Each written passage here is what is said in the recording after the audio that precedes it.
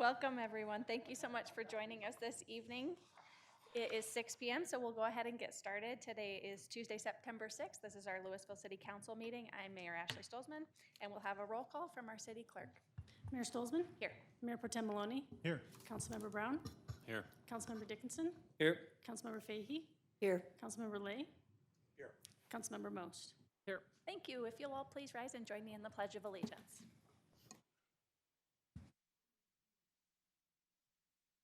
I pledge allegiance to the flag of the United States of America and to the republic for which it stands, one nation, under God, indivisible, with liberty and justice for all. Thank you. Could I get a motion to approve the agenda? I move to approve the agenda. Is there a second? Any discussion on the agenda? Seeing none, all those in favor, please say aye. Aye. Any opposed? Thank you. The motion to approve the agenda is approved. That takes us to our public comment period for items that are not on our agenda or items that are only on our consent agenda. We have some sign-up cards from folks. If any other folks would like to comment on items not on the agenda, please fill out a sign-up card and give it to the city clerk. Or if you're Zooming in, please raise your hand by clicking the raise hand icon that you'll find at the bottom of your panel.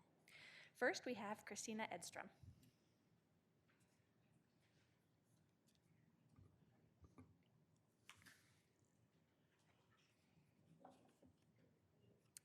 And we'll just get you set up. It looks like the microphone's not on. And just a reminder, while we're getting that going, everybody will have 3 minutes to make their comments. Please tell us your name and then tell us what you'd like to tell us. Hello, Mayor Stolzman and City Council. My name is Christina Edstrom. I'm here talking about the Sugary Drink Free September proclamation. In recent years, our diet has replaced smoking and high blood pressure as our #1 killer, and perhaps the worst offender are sugary drinks. While Boulder County has a reputation for being one of the nation's healthiest in the healthiest state, our childhood obesity rates have almost doubled, increased by 43% since 2003. The prevalence of overweight or obesity in Boulder County children has leapt from 16% in 2012 to 2014 to 26% in 2015 to 2017. Over 1 in 4 children ages 2 through 14 in the county are experiencing overweight or obesity. And more than a quarter of Boulder County kids experienced obesity or overweight in 2017, which is higher than the Colorado average. This issue has become so alarming that the Boulder County Board of Health declared childhood obesity a health epidemic in Boulder County in 2019. Colorado adults are some of the healthiest in the nation, but our Colorado kids rank 12th in the nation for experiencing overweight or obesity. And within Colorado, Boulder County ranks 13th of all the other counties. We formed the Healthy Louisville Kids Coalition to tackle these alarming trends. Reducing sugary drink consumption is a low-hanging fruit when it comes to improving the health of our kids. They offer no nutritional value and are highly associated with weight gain and chronic disease. So far, our coalition has been to several Louisville festivals like the Street Fair and the Farmers Market and talked to hundreds of people. We've installed sugary drink displays at the Rec Center, Dental Aid, and Community Food Share, and we did some fun outreach to the Louisville Rec Center Camp Kids. This fall, we invite you to join us at 3 sugary drink documentaries that we'll be showing at the Louisville Library. The first one that you're invited to is Monday, September 19th, and we'll feature panelists and a free dinner from Verdes. We will also be hiring local youth to serve on our sugar drink steering committee in the coming months. We look forward to hopefully working together to ensure that Louisville kids are healthy through education and policy. Thank you so much and have a good night. Thank you. Next, we have Dr. Seth Kramer. Hi, my name is Seth Kramer. I'm a family physician here in Louisville, Colorado, 654 West Juniper Court. Wanted to speak in addition to her comments in terms of obesity and added sugar and high fructose in our food. I spend a lot of my time in obesity medicine, and I see a lot of obesity in our children here in Boulder County.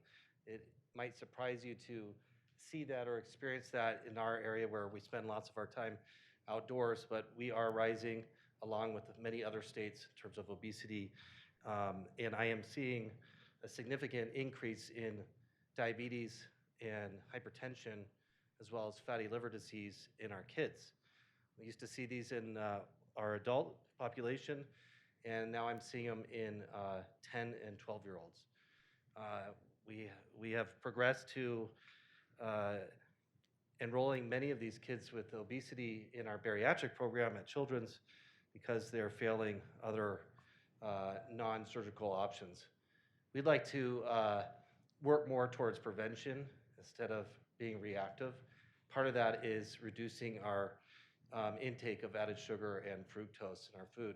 And I think that bringing that to our attention in Louisville will make that something that's a little more public for us all to see and be a part of, and make it aware for our parents when they go out to eat in the restaurants that they choose to use or visit here in Louisville, and choose wisely in terms of the drinks that they have.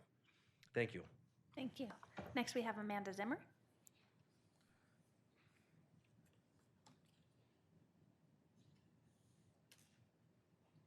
Hey, good evening, Mayor Stoltzman and City Council members. My name is Amanda, and I work as a dental hygienist here in Louisville at Dental Aid.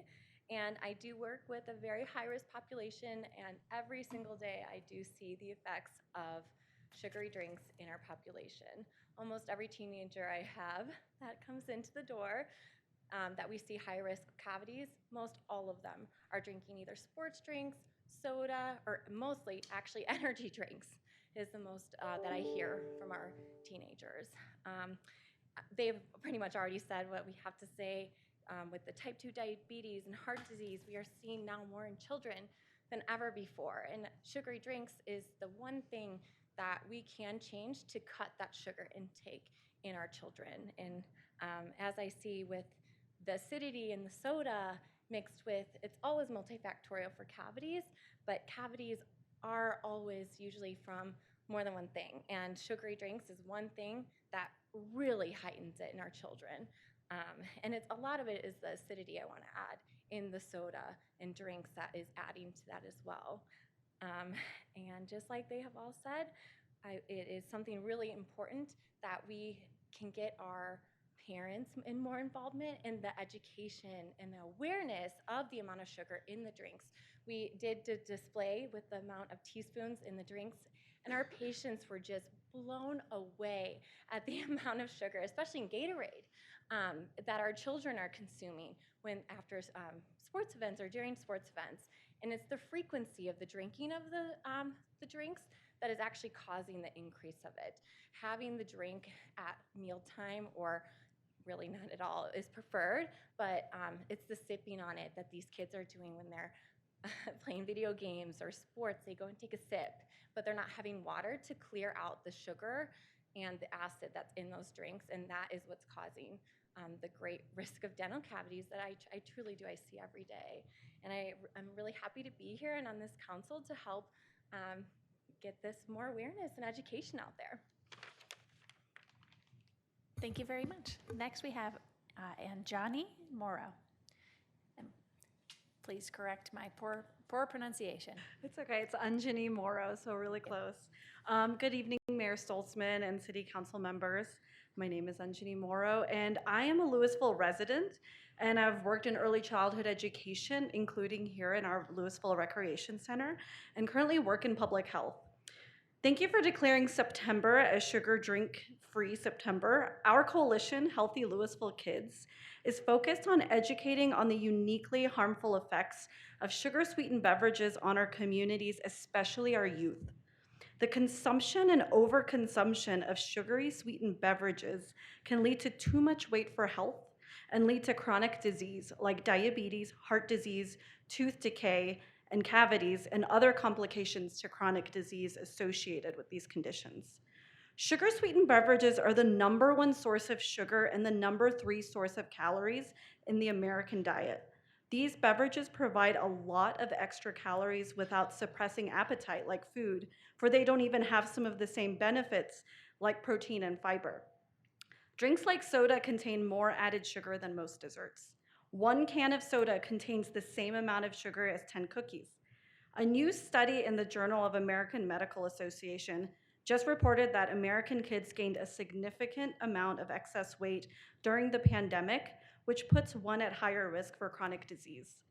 Overall, the percentage of kids aged 5 to 11 considered overweight or obese jumped significantly from 36% before the pandemic to almost 46% now. Drinking just one sugary drink a day increases your risk of experiencing too much weight for health by 55%, risk of developing diabetes by 33%, and heart disease by 25%. Addressing sugary beverage consumption in kids is one of the most effective ways we can curb this disturbing trend to ensure better health outcomes in adulthood. Billions of dollars of sugary sweetened beverages are brought to market every year, and many companies invest in targeted marketing and especially affects our communities of color, which leads and further exacerbates disproportionately affected communities like the Black, Latinx, and Native American communities, and continues to create more burden on economies and health. This is a health equity issue. If we are to ensure healthier norms and equitable health outcomes for our current and next generations, we need to act now. Thank you for proclaiming September Sugar Drink-Free September in Louisville. It's a great first step in supporting Louisville kids reach adulthood healthy and reduce risk of chronic disease. Thank you. Thank you. Next, we have Tanya Swamaru. Hi, I'm Tanya Summeru, Louisville resident, 944 Larkspur Lane. So a few months ago, I sent council a letter from my neighborhood asking for dialogue to discuss fire evacuations moving forward. My neighborhood, which is right next to both the fire and police stations, was on fire with full structure house fires for 1.5 hours during the Marshall Fire before an evacuation order was issued to evacuate it. All the information we have about why that happened, from text messages acquired by reporters and the after action report, is that Chief Hayes and interim manager Megan Davis held off on evacuating our burning neighborhood because they didn't want to cause a traffic jam. I don't know if that's actually true, but that's all the information I have. I'd be willing to believe there's more to the story than that. So I'm told the city can't discuss the critical issue of safety evacuations around a fire because it's operating under a gag order. It will not, a gag order will not be able to discuss fire evacuations or fuels mitigation with the public due to the potential of being sued for property damage from the Marshall Fire based on negligence. There is a potential for a lawsuit, and the statute of limitations is 2 years. So I want to say, personally, I think there's no merit in such a lawsuit. I can't see. I'm going to take my mask off for a second. Defog. Okay. I just want to say that I think a potential lawsuit would have no merit, and I'm disappointed about that. But in the interim, does the city plan to not discuss essential safety concerns with residents for 2 whole years? There will be no wrongful death lawsuit from this fire to the city of Louisville. How exactly does discussing future fire evacuations increase liability for property damage to the city? Under the rule of evidence 407, evidence of subsequent remedial measures taken that would have made an earlier injury or harm less likely to occur are not admissible in court to prove negligence. Even if Rule 407 did not exist, does the gag order mean the city is not addressing any fire mitigation or fire evacuation problems behind the scenes, away from the public eye? And if the city is, what difference does it make if the public gets to join that conversation? Many of us are in trauma therapy after the fire. We want to move back to our neighborhoods and feel safe, tucking our children into bed on windy, dry nights. But we think, what if it happens again at 3 a.m.? How will we know to run away next time? Boulder County and Superior are not operating under a gag order. They're discussing these issues. So can you please clarify to us, can you please reduce the gag order in a way that will let us move forward with the public's essential safety questions? We want to discuss this so badly. Please clarify or reduce the gag order. Thank you. Thank you. Next, we have Greg Harms.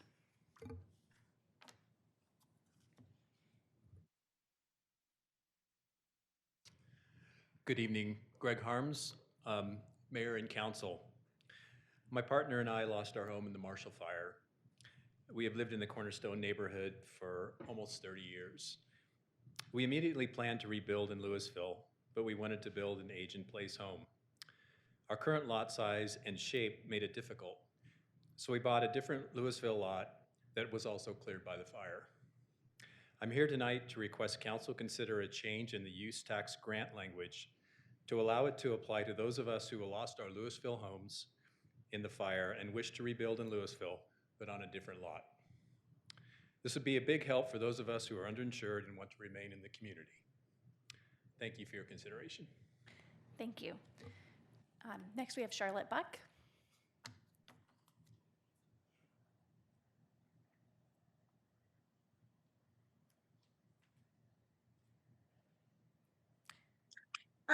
Good evening. Can you hear me? We sure can.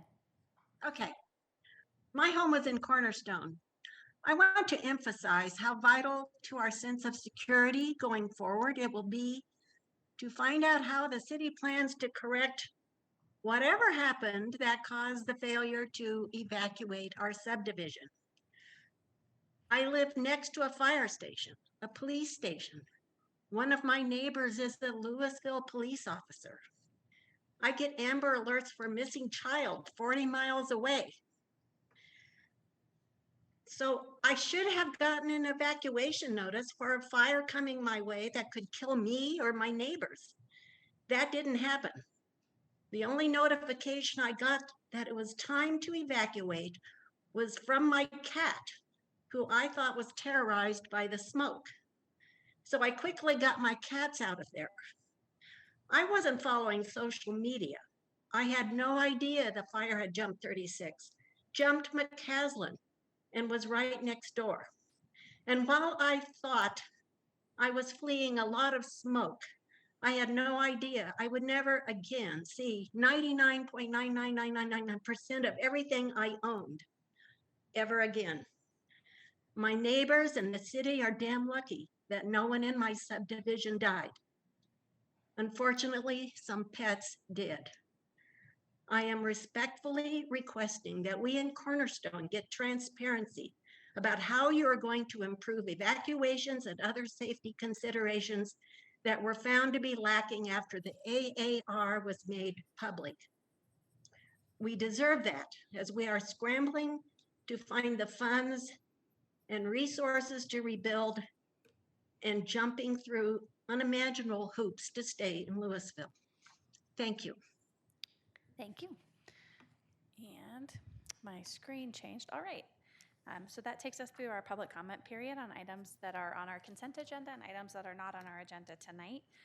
And so those are things council can take into consideration at future time, but they're not on our agenda, so we won't be discussing them this evening. That takes us to our consent agenda. Any comments or motions on the consent agenda? Mayor Pro Tem Maloney.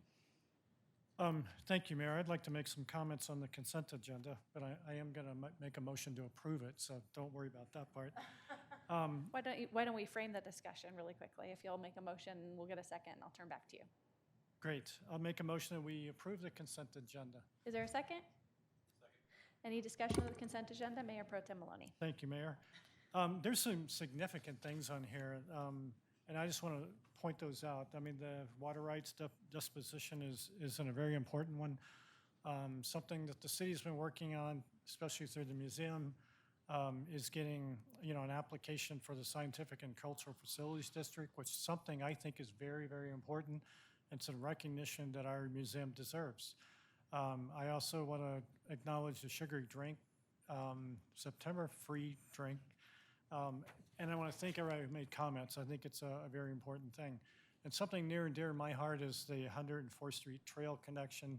I'm looking forward for that being done, but if Kurt was here, I would ask him to finish it before my term ends, because this says December of 2023. But I think those are very notable things, and I just want to make some comments. Thank you, Mayor. Thank you very much. And just, I'll echo on the sugary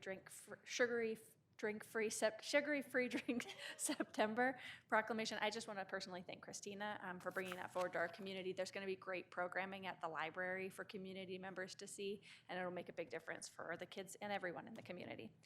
Any other discussion on the consent agenda? All those in favor, Mayor- please. Oh, Councilmember Fahey. Thank you, Mayor.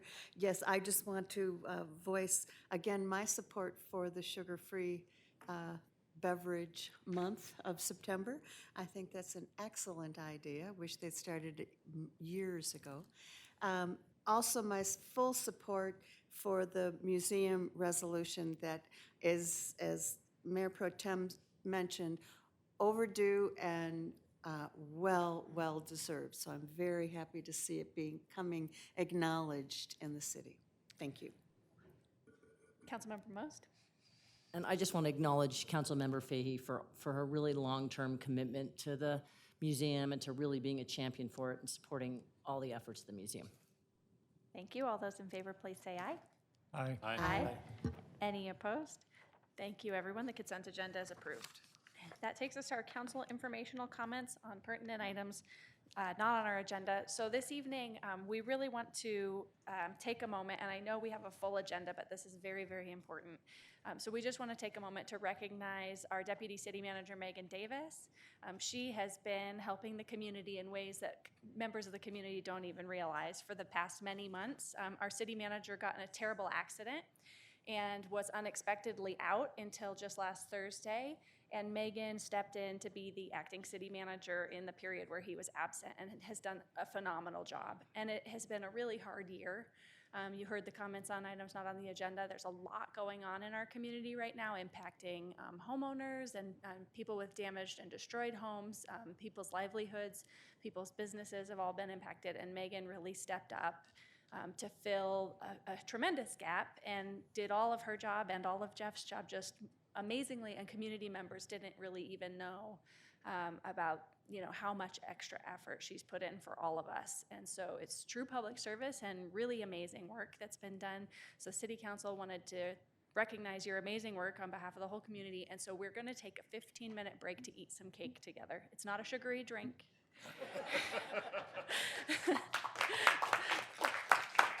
So please join me in the lobby so we can have some cake and celebrate Megan.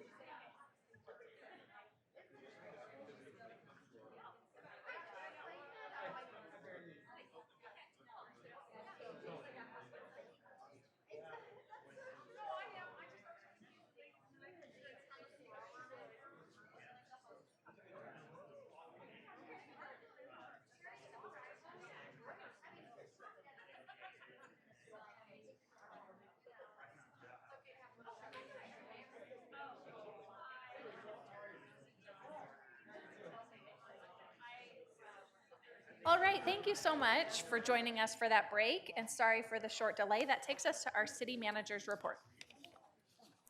City Manager Durbin, anything to report?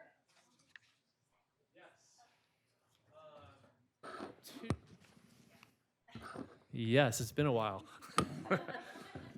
Two things. One, thank you for all the support from City Council and staff for me over the last 4 months. I wouldn't be here without you, so thank you for that. I'm back. I'm really excited to be back. And another thank you. Thanks, City Council. Thank you to all the volunteers, city staff, all the people that worked so hard last weekend, Labor Day. I saw nothing but happy families, smiling faces around town.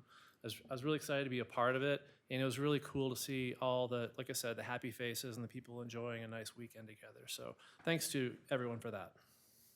Thank you. That takes us to our regular business. First item of regular business this evening is ordinance number 1838, series 2022, an ordinance amending Title 15, Title 16, and Title 17 of the Louisville Municipal Code concerning fence regulations within planned unit developments. This is our second reading and public hearing. I'll open the public hearing and ask if there are any disclosures. Seeing none, we'll have a staff presentation from our principal planner, Lisa Ritchie. Good evening, Mayor and City Council. Tonight we are here to consider an ordinance to amend certain standards in PUDs. So as you all know, Marshall Fire occurred on December 30th, 2021, resulted in the loss or major damage to roughly 600 homes. While the facilitated learning assessment is still ongoing to understand how the fire spread throughout the community, we do know that the fire spread was caused from numerous factors, and one of them was wood fences that contributed to fire spread. So a little bit of background within the city, fence regulations are established in section 1716-120, originally adopted in 1973, last amended in 1995. In addition to the underlying code, certain PUDs, planned unit developments within the city, contain fence standards. Some of these PUD standards for fences apply to kind of all fences throughout the neighborhood, and some only apply to certain fences, such as maybe a perimeter fence around the border of the neighborhood. The predominant materials within PUDs are wood and California chain link. Wildland-urban interface, this is a term that we've grown familiar with over the last 8 months. These are commonly adopted in forested areas. They can apply to both building materials and design of structures, as well as landscape and property maintenance. To date, the city has not adopted any WUI standards as a result of Marshall Fire. Typically, within WUI standards, the first 0 to 5 feet of the structure, or from the structure, is the most critical zone. And I have a graphic up here. This is published from FEMA. This is their guidance related to WUI standards and the differentiation of how you treat different areas on the lot. Again, noting zone 1, 0 to 5 feet is the most critical. So there's a draft ordinance in your packet tonight that would apply city-wide. This does not just apply to neighborhoods affected by Marshall Fire. This would apply to every neighborhood within the city that has a PUD that regulates fences within 5 feet of the principal structure. And so this draft ordinance would exempt a property owner from the requirement to install a wood or another combustible material. In place of that, a property owner may install a non-combustible fence for up to 5 feet of the portion of the fence that connects to the principal structure. We do have 2 design parameters in here to try and maintain some sense of continuity from the PUD fence standard, and that is that the fence that they install matches the height limit set forth in the planned unit development, excuse me, and that the fence should match the design intent for either openness or solid construction that's set forth in the planned unit development. And with that, I'm happy to answer any questions you may have. Are there any questions from folks? Seeing none, are there any? Councilmember Most? Yeah, I have a question. And how are director? No, planning czar? What are we calling you? The goddess of planning? Planner's fine. Anyway, so the question I have, and again, this is just coming, as you're listening, it's just coming into my head, because I'm thinking about where I live. Like, sometimes those fences between the houses are like not even 5 feet to the property line, or really close. So what happens, like, in that situation? Is there an issue there? Or if it's like, it's 6 feet to the next property line, and we're allowing people to do 5 feet of fencing, are we gonna, be, if people come, do people have to do applications for this? Can they just do it if they need a little wiggle room because the fences are really close? Are we going to be able to accommodate that? Planner Ritchie. Good question. So I should note that the majority of the city, this does not apply to. The majority of the city does not have a PUD regulation that actually regulates the portion of the fence that Okay. connects to the home. The majority of PUDs have fence standards that regulate around the perimeter, so maybe the fence backing up to one of the arterial streets or collector streets. So a couple things I would say, it's for up to 5 feet. So a good chunk of our neighborhoods have a 5-foot setback. So oftentimes this is the minimum. And so in most cases though, you're right, it might be 6, 7 feet or 8 feet. And so really in that case, they could install maybe a gate that's 3 feet wide. They don't have to install 5 feet. Or the code is drafted is really only to allow up to 5 feet. You know, there could be a variance or some other mechanism to do more than that. Councilmember Dickinson. Fourth time's the charm, getting that microphone on. Yeah, I mean, it occurs to me that, it's really loud now. It occurs to me that it might make sense for it to be, you know, up to 5 feet or, you know, to the property line. Because I could imagine a situation where it's like, well, so it's 6 feet, so the last foot has to be matching, like, just from a logistical perspective, if it's a 7-foot gap and I'm only allowed to have the first 5 feet be non-combustible, combustible, then those last 2 feet become really awkward. So it would kind of seem that if we could, if the writing could, if we could have an amendment where it's up to 5 feet or the distance from the house to the property line that's connected to, does that make sense? It does make sense to me, particularly for lots where there's a structure relatively close together. I don't know if you'd want a different standard on a corner lot, where maybe that property line is, you know, further away, where maybe that fence extends out. So you could give us direction tonight, and we could also play with some language and bring this back to you if you feel like it needs more development. And so then a fence, just assume for a second that two properties are 6 feet apart and Yep. the property line's 3 feet between them. Does that entire fence line that separates the two houses fall inside this because it's within 5 feet of the property? Or is it only the connecting No, piece? that would, okay. as the code is written, it Okay. would allow that. Want to confirm second that. too. Okay. So Councilmember Dickinson, if you're looking for that, will you please start looking through the code of where you want to insert that amendment and what you want it to say, please? Right now or this week? If you're planning on voting on that tonight, if you'll start working on that, that would be useful. If you're planning on moving to continue it, then it's not necessary. Are there any members of the public that would care to comment? We'll come back. We have lots of rounds of council comments. I'll catch everybody on the second round. Any members of the public care to comment on this agenda topic this evening? Seeing none, that takes us to council questions and comments. Councilmember Fahey.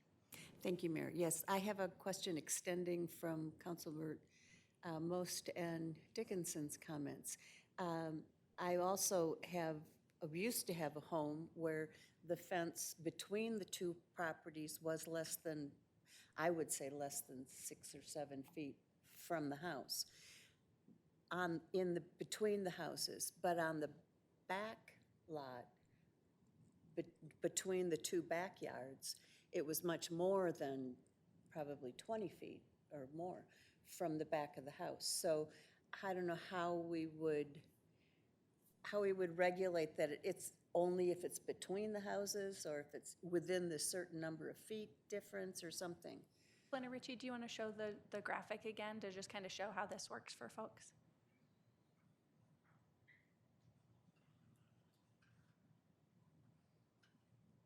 So in the graphic shown here, this could work for, you know, a good majority of the fences, although this certainly doesn't capture every situation. You know, to address Councilmember Dickinson's question and Councilmember Most question, it could be some language like, you know, if the property line for this fence, you know, it could be up to 10 feet, right? Like, so we could extend this. You could make it larger than 5 feet. That could address that as well. I think what we were trying to do with the language of the ordinance was really allow the change in the little wing fences, as folks have been calling them, not necessarily allow it for the length of the side property line. And so I think That's why we have the within 5 feet, because a good majority of folks have a 5-foot setback. So it could be for that, the fence extending from the principal structure for up to 10 feet or something like that. You could allow additional flexibility that way, unless you really do want to allow the flexibility for, say, a fence that then turns and goes along the side property line as well. And so Councilmember Fahey's question was, how does it affect like the back fence or side fences that are more than 5? It would not apply to them, so they would still be subject to the PUD. Other questions? Councilmember Lay. Yeah, this is a question for you, Lisa, about the facilitated learning assessment. Do we have any good idea when that's likely to come out, maybe plus or minus 30 or 60 days? I don't. City Manager's Office, do you have a better idea on the update for that? It's our understanding in the next 2 or 3 months, we can expect that. Okay. I think one of the things that's hard, and we certainly trust your judgment on this, I think we're wrestling with it a little bit, is, what the scope of this exemption ought to be. Because I want to try to empower, and I think probably many of us want to try to empower people to improve their chances of fire survival if there's ever any other kind of fire that they might run into. And I think this is a good start. I found myself asking whether it ought to be a broader exemption. So I'm certainly comfortable with, I guess we'll hear from Councilmember Dickinson shortly, but would be comfortable with a little bit broader piece. I think this is something we're not going to deal with tonight, but I think it's probably worthwhile to at least consider revisiting the WUI standards at some point. We were exhausted, I think, the last time we were talking about that. We passed over them, and everybody agreed that that was the right thing to do at that point. But I know that there certainly are folks concerned about that, and it may well be that a broader consideration of exemptions and so forth will be maybe more appropriate there. But anyway, I appreciate your providing all the material, and I'm looking forward to probably supporting some version of this amendment. Thank you. I'm just going to add my comments, and I see a bunch of hands still up in the queue. So I just want to sort of comment on why we're talking about this tonight. So in many neighborhoods of town, there's underlying zoning that, tells people about setbacks and things like that. But in a lot of the neighborhoods that were destroyed, they have these planned unit developments. And it's really a useful tool for a builder to be able to come in with a planned unit development, to be able to describe the entire development and have some variation within it and use it for one approval for the entire development. But it becomes really challenging when you're then coming back as individual homeowners to do things that are different than the underlying planned unit development. And so I think what our staff, why we're talking about this and why this is being brought forward, is that it would be really burdensome for individuals to submit planned unit development amendments to be able to exempt themselves from this fencing requirement. That would be a tremendous burden to an individual homeowner. So the staff's worked through, we did some zoning cleanup earlier in the year to help people with the rebuild so that everyone didn't have to come in and seek a planned unit development amendment. And again, this tonight is to allow people to be able to not put flammable combustible material right up to their house, should they choose to, without having to come forward and process a planned unit development amendment with the council. So I am eager to adopt something tonight. And I recognize that in trying to do something, because there are people submitting building permits, right? And there are people building. And so while it may not be perfect, I think we need to get as close as we can. So I'm totally open to amendments from the floor tonight, but I think we should get something. And then as we hear feedback, we can always come back and fix and do more. But I do think it's important to get something on the books so people can move forward with their rebuild and not be required to put combustible material all the way up to their house. So I think staff looked at what we have in the city, and in most of the areas that this applies to, this 5-foot number is what the amount of fence is that is on that wing of the house, between the house and the lot line. It's not every case. There's corner lots, there's places where there's a house facing the front and the other house faces the other direction. So that's someone's side fence matching someone's front fence. So there's all these unique circumstances, but I believe our staff have tried to capture the vast majority of cases so that every single person doesn't have to process this. So I hope we do something tonight, and I'm very open to making it better than what was proposed. Mayor Pro Tem Maloney. Thank you, Mayor, for that clarification, and thank you, Planner Ritchie, for your work on this. You know, I agree with the mayor. What we have in front of us is something that we could easily pass tonight. And then when more consideration, what I really like about this particular graphic we have up here is it represents a lot of my neighbors in Coal Creek Ranch who lost their homes, who do have a back fence. And many of them believe that that fence catching on fire led to that fire actually getting to their home. So I could see myself approving this tonight, but looking forward to saying, do we extend that beyond the 5 feet? I know Coal Creek Ranch is an HOA and there's all sorts of different issues there, but there are other communities who have a very similar perspective. But I think we need to do something so people can move ahead, and approving this tonight helps them move ahead, but I'd like to see us maybe expand that. I mean, this graphic's a good example if you look at the backyard. So if that was the west, a lot of our neighbors lost their homes because that was a combustible fence. So thank you, Mayor. Thank you. Councilmember Brown. Thank you, Mayor. Planner Ritchie, I have a question about the neighborhoods that this would apply to. You list a couple in the packet at Coal Creek Ranch, Club Homes, and the Cherrywood, and some of Cherrywood too. Are there any other non-affected, like non-fire? Tell me more about the neighborhoods that are affected. So I did not have a chance to evaluate every PUD in the city to understand which neighborhoods have PUDs that do establish fence standards for the fences that abut the home.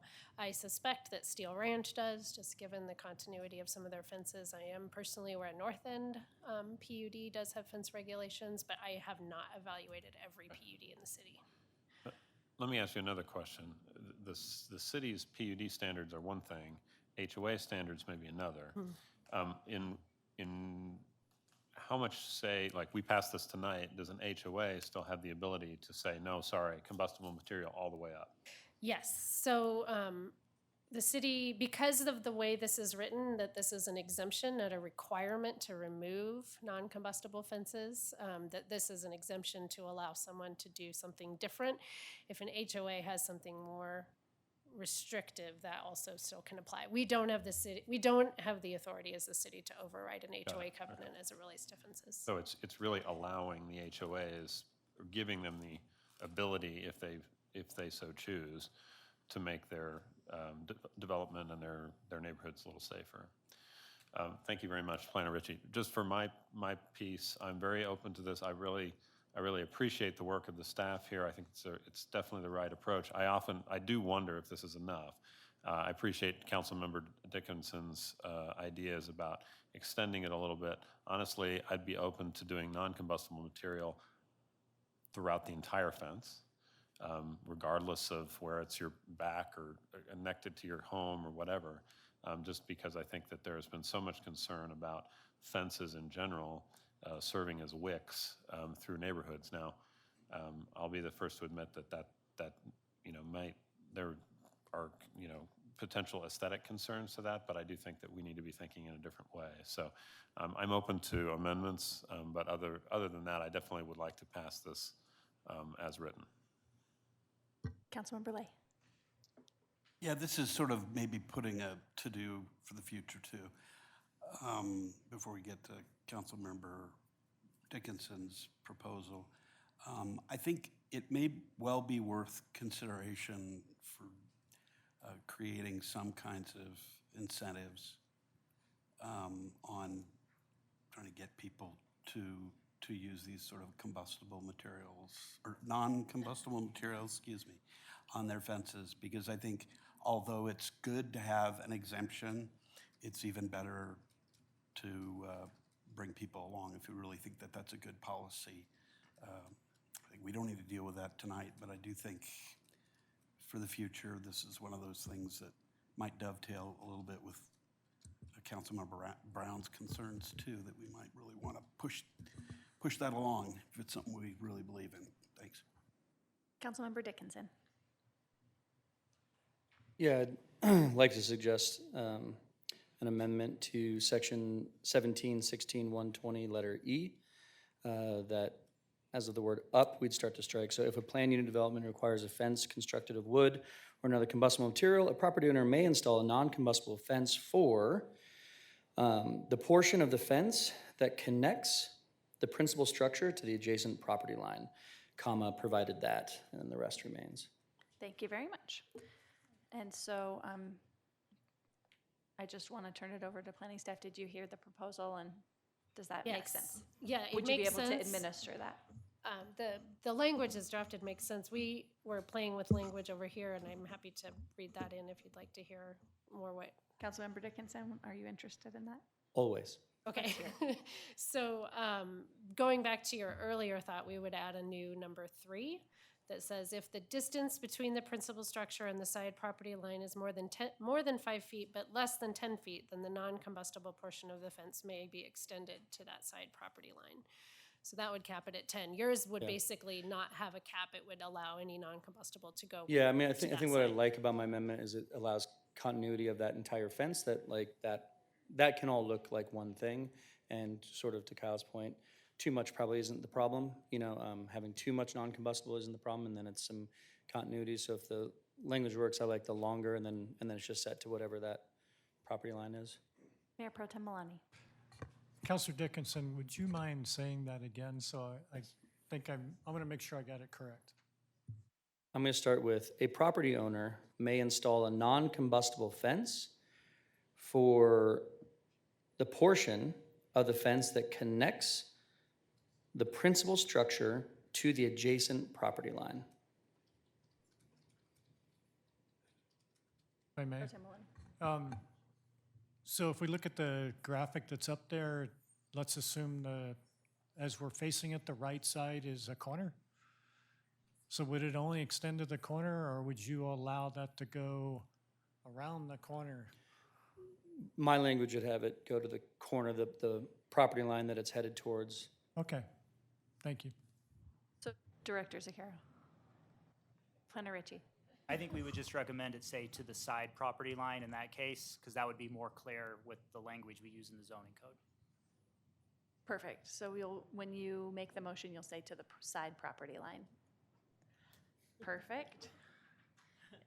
All right, that takes us to our second round of public comments on the ordinance this evening. This is the second final round of public comment on the fences. Any comments from folks? Seeing none, that takes us back over to any additional council comments or motions or questions. Councilmember Dickinson, when you're ready, you can make a motion. Great. I move, like to make an amendment to section E, that the sentence should read, if a planned unit development requires a fence constructed of wood or another combustible material, a property owner may install a non-combustible fence for the portion of the fence that connects the side property line, that connects the principal structure to the side property line. All right, so there's a motion to make an amendment to just that section, so we'll just go ahead and vote on, if there's a second. I'll second. We're just gonna vote on adding that amendment first, and then we'll vote on the whole ordinance. All those in favor of adding that amendment, say aye. Aye. Any opposed? Great. If I could have somebody make a motion for approving the ordinance as amended. Sure. I move that we approve ordinance number 1838, series 2022. As amended. As amended. Is there a second? Second. Thank you. Any discussion of the motion? I'll close the public hearing and ask for a roll call vote on the motion. Councilmember Most? Yes. Mayor Stolzman? Yes. Councilmember Brown? Yes. Mayor Pro Tem Maloney? Yes. Councilmember Fahey? Yes. Councilmember Dickinson? Yes. Councilmember Lay? Yes. Thank you, everyone. That takes us to our next order of business this evening, which is ordinance number 1839, Series 2022, an ordinance amending Chapter 17.76 of the Louisville Municipal Code regarding inclusionary housing requirements. This is our public hearing as advertised in the Daily Camera on August 7th, 2022. I'll open the public hearing and ask for a staff presentation from our principal planner, Lisa Ritchie. I have the wrong presentation on this flash drive. Hold on one sec. Oh, this is the wrong one. Can you give me 1 minute to swap it? Are council members okay with taking our 5-minute break right now, or does that not cut it because it's an hour early? We'll just wait a second.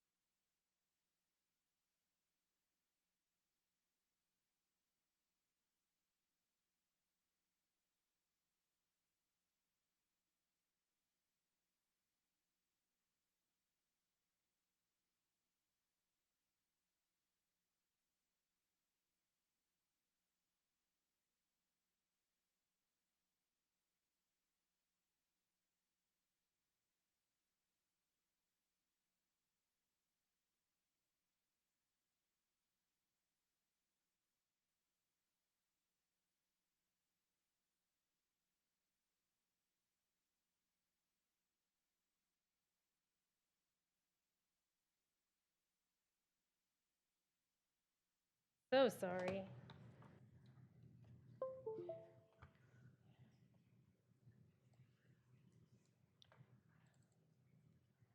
Here we go. Okay, thank you for your patience. Yes, tonight we are here to consider an ordinance that would amend the inclusionary housing requirements. So as you all know, back in 2018, the city endorsed the Boulder County Regional Housing Partnership Regional Housing Strategy, which adopted a goal of 12% housing permanently affordable countywide by 2035. This strategy includes both a mix of new housing and preserving, acquiring existing housing stock. Last summer in 2021, the City Council adopted an ordinance that requires a minimum of 12% of all new housing be deed restricted. This ordinance included a fee in lieu option, build on site or acquire off site, dedicate land in lieu of providing, or enter into an alternative agreement that provides equivalent affordable housing within the city. So some options were included within that ordinance. On August 24th of last summer, staff had a discussion direction with City Council to talk about possible incentive options that could increase the amount of affordable housing within the city. At that time, City Council directed the development of a housing study and discussion through the comprehensive plan on possible incentives and areas within the city that could support additional affordable housing. The city was awarded a DOLA grant for a housing study in the amount of $60,000. And as you all know, the housing study and comprehensive plan were postponed due to Marshall Fire, and we do intend to bring those scopes back to you much later this fall. So tonight before you, you have a draft ordinance. The language for this, or I'd say conceptually, was included on this 2022 City Council work plan. And this ordinance requires 30% inclusionary housing when a property is rezoned from a non-residential zone district to one that allows residential uses. It applies to a property with residential uses that would be approved through special review use.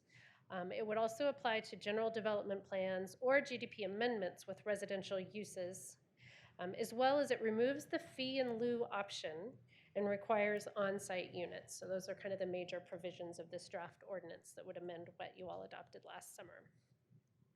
The new ordinance also includes new rezoning criteria in section 1744. So this section of the code is actually called the Declaration of Policy for Rezoning. So that's why that statement's there. And so the language that's included in the draft ordinance states, the area to be rezoned is rezoning from a commercial land use to a land use that includes residential. And the property owner elects to permanently deed restrict 30% of the new residential units on site as affordable housing.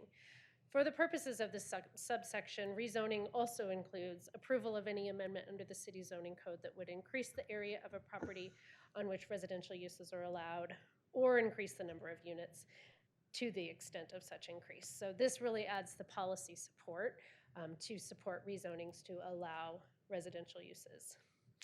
This map in front of you is all of the property within the city of Louisville that currently has commercial zoning. So essentially, this would be the land to which this ordinance would be subject to. A couple considerations. We note that this approval of this ordinance does not change any existing comprehensive plan or small area plan policies for rezoning a property to allow residential development. So any amendments to an applicable plan would be required as part of the process in addition to rezoning. We did do a little comparison for some of our surrounding communities that have inclusionary housing requirements. I'm not going to go into all of these tonight, but you can see them on the slide, and if this is relevant, we can bring this back up. So another consideration is related to fiscal and financial feasibility of adding this requirement to properties. And so, as you know, the city has not done, housing study. We don't have numbers to understand specifically within the Louisville market if this 30% target is achievable. The closest study that we could find was within the city and county of Denver. They conducted a feasibility analysis that they published in September of 2021, reflecting what percentage can be absorbed within their market generally. And it looks like the absorption rate within their study reflects 10 to 12% without additional incentives. We, our staff, are recommending approval of this ordinance 1839, Series 2022. Did just want to note, Planning Commission did recommend approval of the ordinance with the following condition, that prior to City Council adoption of the draft ordinance, City Council should complete further analysis on the feasibility of the 30% requirement and look into adding additional incentives for developers. Happy to answer any questions. Any questions from folks? Mayor Pro Tem Maloney. Thank you, Planner Ritchie. One of the things I noted in the slide had the other cities, and some of the cities require the fee in lieu. I mean, looking at what we currently have as our municipal code, I think it's 924 and 472 per square foot for the fee in lieu. Is that normal and customary? Is that what these other municipalities are charging? I believe Longmont uses a similar structure for theirs, but I don't remember the numbers. I'd have to pull the information. The fee and lieu's, I think I'd have to do more digging and bring that back to you. Okay, thank you very much. Thank you, Mayor. Any other questions? Councilmember Dickinson.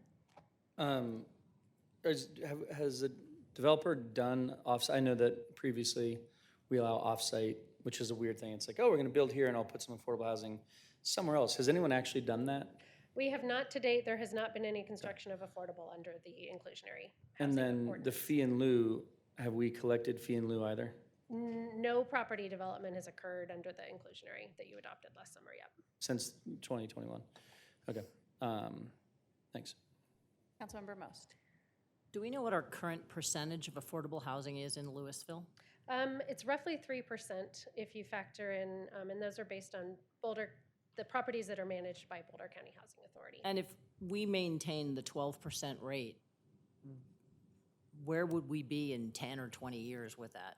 Because we don't have a lot of, right now, right, affordable housing opportunities on the horizon. So a lot of that would depend on the strategies that you all decide to do if you choose to acquire existing properties or if you choose to allow it to happen under the remaining zoning allowance and densities that are on the books now. I think when we looked at this last August, I wanted to say with existing zoning, not assuming any special review uses or rezoning of properties, I think it was roughly 50 additional units the city could receive given existing current residential allowances. Okay, so that's not going to change that 3% terribly, significantly. Okay. And how much money have we collected to date for the in lieu None. fees? We have None? not had any. Okay, so we have none. Okay. Thank you. So I just want to thank everybody for putting this on our work plan, and just sort of want to frame some things that maybe weren't in the presentation that were in my mind when I asked you all to put this in the work plan. So when the state gave local municipalities the authority to require inclusionary housing, they put some additional requirements in adding policies that can increase availability of housing and can increase the number of areas where housing is allowed. And currently within our code, even with our new ordinance that we adopted, if someone comes forward on Cinnabar or on any of the properties that were shown in red, there's not really a pathway to rezoning them. Our current zoning code, if you read the criteria explicitly, they weren't zoned in error. There's not a criteria that says I can come forward with a rezoning if I do this thing for the public. So I'm really excited to have a conversation about this tonight because this adds a new option for people that currently isn't available. And so currently there's no pathway to putting houses on those different properties without, having a comprehensive plan amendment and doing all of the different processes that we're working through doing. This would facilitate a property owner to, if they wanted to add 30% affordable, they could go forward with this path. So I think it also bolsters our efforts to addressing the state law requirements that expand the areas where we can include housing. So I'm really excited to talk about this tonight and look forward to seeing where people's different perspectives lie. Any other questions? Councilmember Brown. Thank you very much, Mayor. Planner Ritchie, can you tell me when Boulder put their inclusionary housing at 20 and 25% in place? I would have to get back with you on that, maybe after public but comment. has it been 5 years, 2 years? Do we know? I don't even, don't know. I don't want to guess. Okay. What about Superior? Do you know the date on that one? Superior's, I believe, was within the last 24 months. I don't. The last 24 months. It could have been last summer, similar to our city council here. And do you know if the downtown development falls under that inclusionary zoning? It does not. No, because their entitlements were already in place. In place. Okay. All right. Thank you. Any other questions? Councilmember Fahey. Planner Richard, can you tell me, do we have any current incentives for including inclusionary housing or affordable housing in any form in the city? Within the inclusionary housing ordinance, there are no incentives. There aren't any on the books. Nothing. No. Okay. Other questions from folks? Councilmember Lay. Planner Ritchie, I know you found the Denver study that you've included, and obviously we're not Denver. I realize why you included that and appreciate the example. I wonder if the grant that you got from DOLA, the Department of Local Affairs, would allow you to, or the city to be able to conduct that sort of study within the housing study that we do? We hope to, and we will bring the scope as part of the RFP before we hire a consultant with that before City Council. So you will all have the chance to review the scope for that study. But here today, you think that would We intend to be include appropriate that. to include? Okay. Any other questions from folks? We'll take public comment on this. This is our first round of public comment on this tonight. Any members of the public care to comment? First, we have Anne Marie Jensen.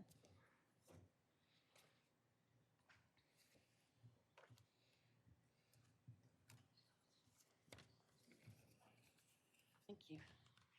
Hi, my name's Anne Marie Jensen. I no longer live in Louisville. I moved up the street to Lafayette, but I am the director of the East County Housing Opportunity Coalition, and we work in the 5 cities of Louisville, Lafayette, Erie, Superior, and Longmont on affordable housing. And I just want to say thank you for considering this amendment, and we're appreciative that Louisville is recognizing the rapid changes in the commercial real estate market and how difficult it is for developers right now because of work from home trends, online shopping trends, from the pandemic. There's been a lot of change and there's a lot of uncertainty in commercial real estate, and a lot of developers would prefer to develop residential right now. So this is an opportunity for you to do something about that. But there is, and I believe there was in the packet that went to Planning Commission, a Excel spreadsheet that shows inclusion. I don't know if it was in yours because I haven't had a chance to read your packet today, sorry. It shows all the inclusionary housing ordinances that could be found at the time of that study throughout the country. And they range from 10 to 30%. So you're at the top end with the 30% that you're proposing, but they also talk about what incentives they include. And almost every community that's doing inclusionary housing is also including incentives, even at the lower ends. So with our high cost of land, there's a little bit of concern that the 30% being high without the additional incentives, that there will be developers who just think the project doesn't make for them because the numbers don't add up. So I would encourage you to put some city skin in the game and create some incentives, and the developer will have to do that with their 30%, but if you can figure out ways, and I know your planning staff has given you, when you had that study session last year, they have given you some of the kinds of incentives that you could do to help that, and I would encourage you to do that. The other thing is, if you do this and then nobody tries to develop any of those commercial properties in whatever, 6 months, 8 months, a year, you can come back to the drawing board and say, perhaps this isn't working because it's just not financially feasible for a developer at that high of a percentage. The other thing is, we have a real dearth of properties in the 60% AMI and below. Even for, I have a friend who's disabled, she gets $1,100 a month disability. That's what Kestrel charges for a 1-bedroom unit.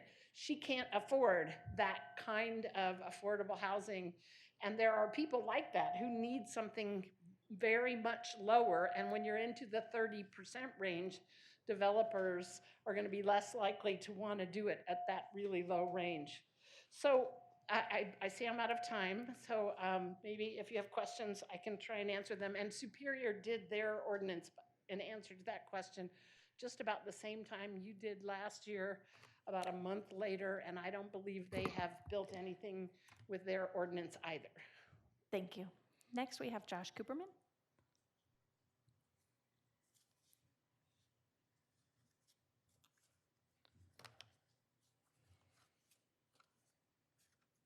Hi, Josh Cooperman. I live at 216 Griffith Street. I strongly support this amendment to our inclusionary housing ordinance for 4 primary reasons. The first being that we just really need more affordable housing in the city and in the region. The second being that I think this ordinance, if it works out and we actually get some housing, will go a long ways in advancing equity, diversity, and inclusion in the city. Also, if the ordinance works, I think there's really a lot of potential for building much more sustainable types of housing in certain regions of the city. And I also think that this could be sort of an economic boon for the city. I think there are businesses that could use a larger customer base. And I think it would also be very beneficial for businesses if the people who worked at them could actually live near those businesses. I'd like to say that these 4 reasons also basically align with the city's own goals. Furthermore, I really like the design of this amendment. As has been mentioned already, there's very little land in the city that is currently zoned residential. So if we want to make much progress on getting affordable housing in the city, I see very little option except to rezone land from commercial to residential. And I think there are plenty of parcels that could be rezoned. As the previous speaker was noting, there might be some current concerns about a 30% requirement. It could be too high. I'm not really sure.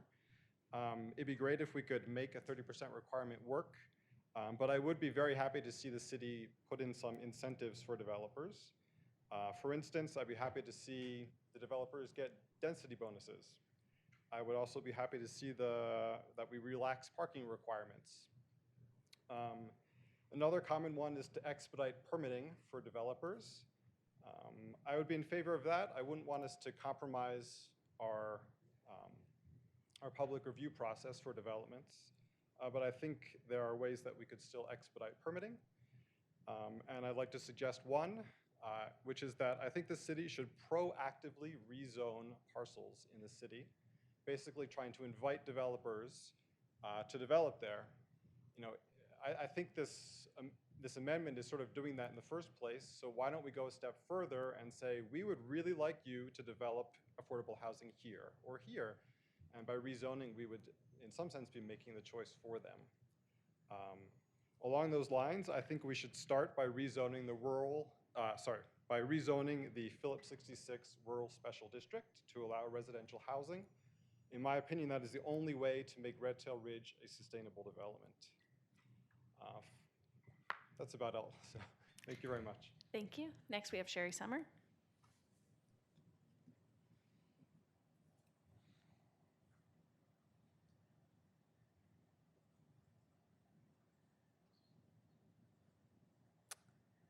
We can't hear you.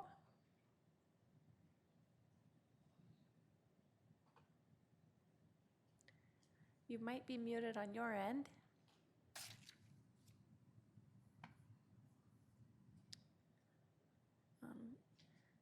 City Clerk Muth, if you could try unmuting the phone number ending in 8226.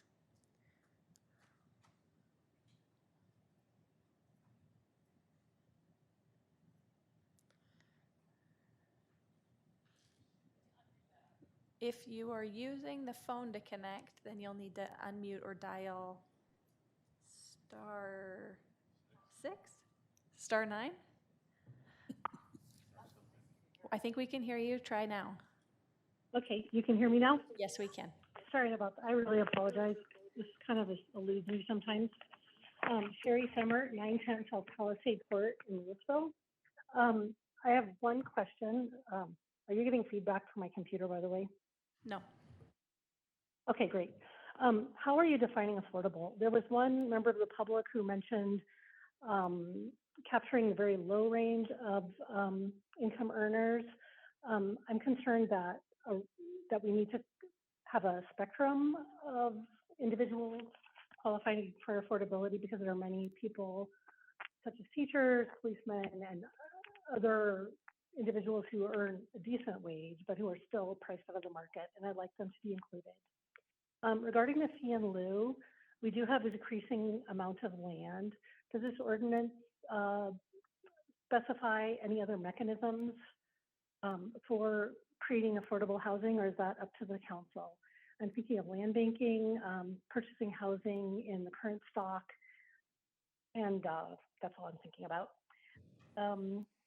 Will there be deed restrictions on the affordable housing as Kestrel has currently, in which we may want to think about, rethink about?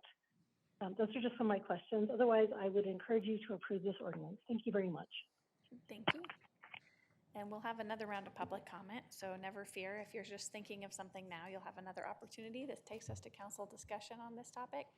I just appreciate everyone who came out to comment on this tonight. It's definitely on the top of a lot of people's mind, and it's hard to get right? So I did hear a few things that I just want to address and talk a little bit about. So people talked about this raising our inclusionary zoning from 12 to 30, and this wouldn't do that. This would leave our 12% where we have set it, but it would give people an option if they wanted to rezone a commercial property to residential to do that by including, at their choice, 30% affordable housing. So in my opinion, this just adds additional options for people so that they can bring forward different ideas that are currently not allowed. The housing study that's in the packet from Denver, one thing that I really think that lacks addressing is the vast difference in land price on commercial property and residential property in our area. And not to be too in the weeds, but if you think about Colorado back through the 80s, in the early 80s, residential assessment rates and commercial assessment rates were at the same value. They were at 29%. And the Gallagher Amendment got passed in the State House, and the idea was that commercial properties would pay a little over half of the taxes and residential would pay a little less. So it's 55% of the taxes were going to be borne by businesses, and the residents would make up 45%. And what has happened since then, with that Gallagher Amendment in place, which has now been removed, is that the residential assessment rate has gone down over time because more and more residential units have been built. And so the overall assessed value of residential properties was making up more than that 45%.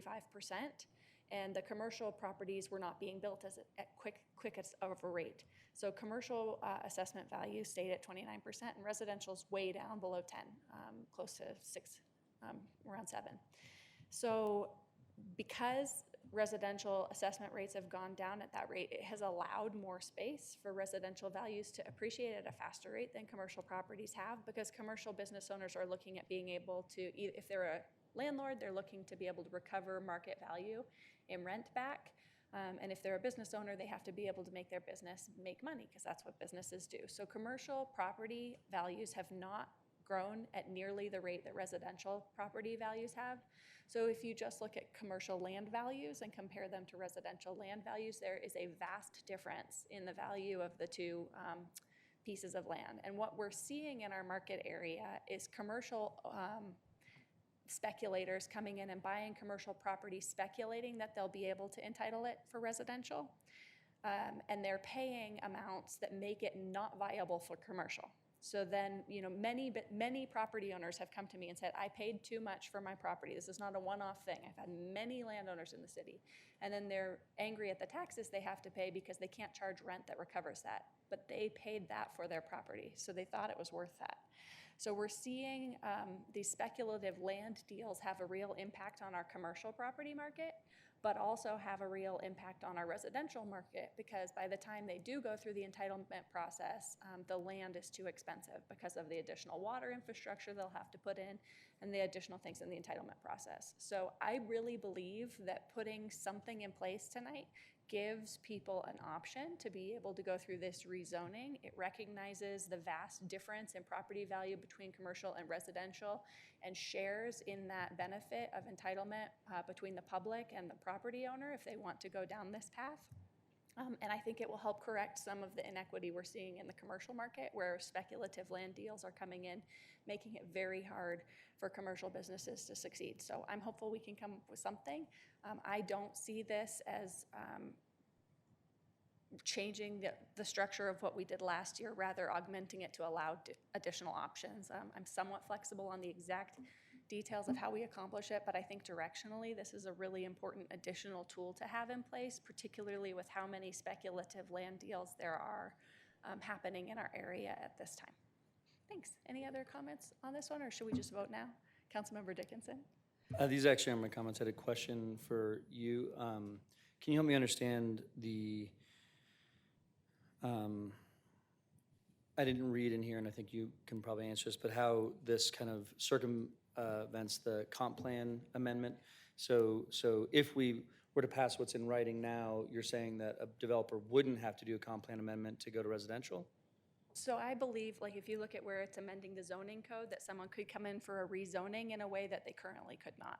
Because if you read the current, and we can ask the planning staff if they interpret what's written that way, but I believe if you tried to come in for a rezoning now, the criteria are relatively narrow and don't offer this additional pathway, where this, I believe, adds an additional pathway to rezoning.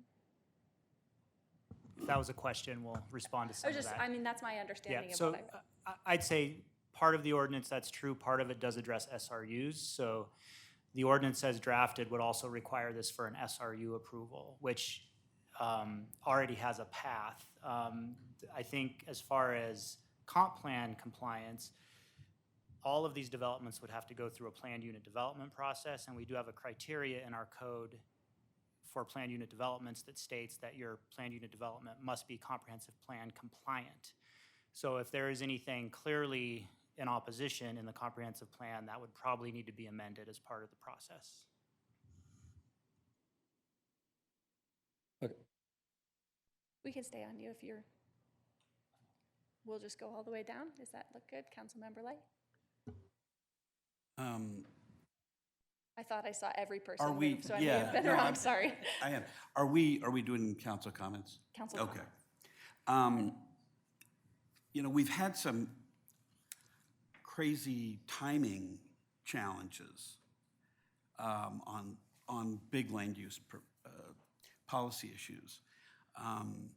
I thought when we were running for council last fall, I thought that one of the big things that we were going to be doing this year was going to be comp plan, that we would be getting started with that. I thought, as I think most of you probably thought, that's what we were going to be doing. And we also thought we were going to have a housing study that was going to get underway. And those are things that obviously needed to be postponed because of the fire. And nobody,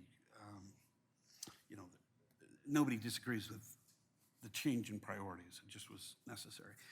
I think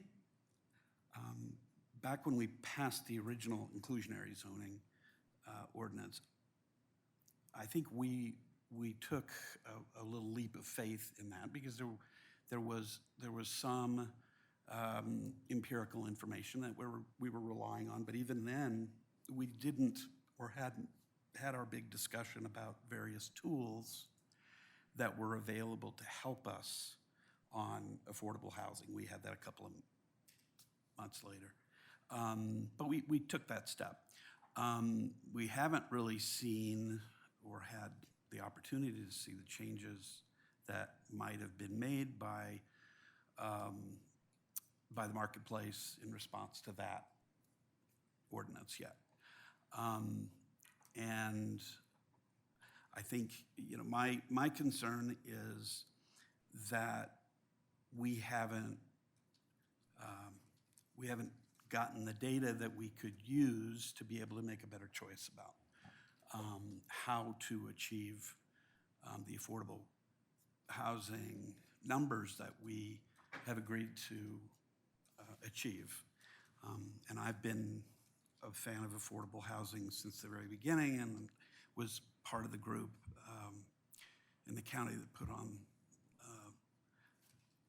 the gathering of all the communities to establish the 12%. And I was extraordinarily proud of our council. I still remember everybody from council coming to that meeting up in Niwot, I think it was, and then coming back and passing that resolution.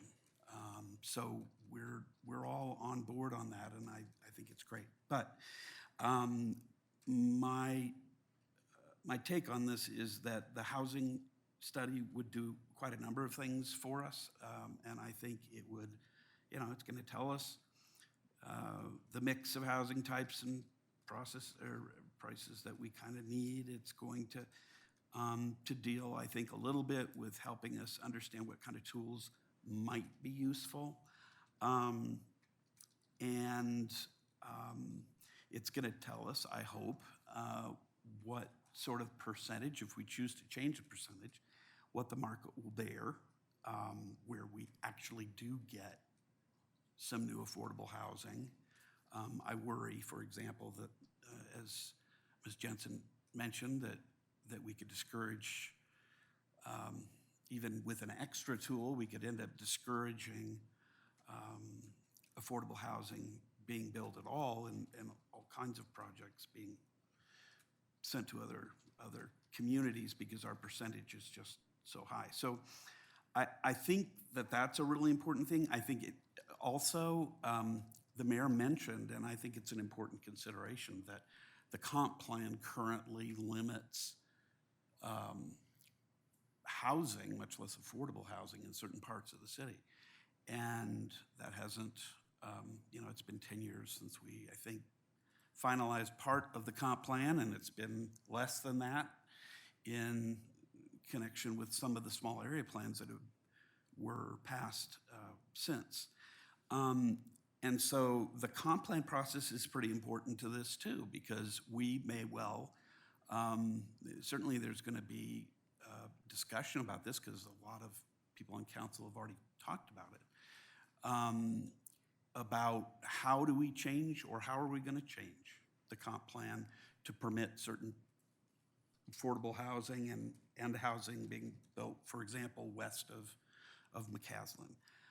These are things, you know, we don't want to put off forever creating the tool set or expanding the tool set for achieving affordable housing. And that's not what I'm proposing. What I am proposing, though, is sort of, to use a construction metaphor, measuring twice and cutting once. I think it's important to get more data. We didn't have as much data when we passed this. I think that was okay. I think it was a good directional move, and for that, I'm proud of us. I think moving that number to 30, apart from the fact that I think it's going to result in no building of any affordable housing, I'm not ready to do yet. I think we may want to increase that percentage. I just am not. I don't have the information in front of me to be able to do that, and I am worried we're going to end up sending bad signal to the marketplace for no real, reasonable expectation of success. Thanks. Councilmember Dickinson. Thanks.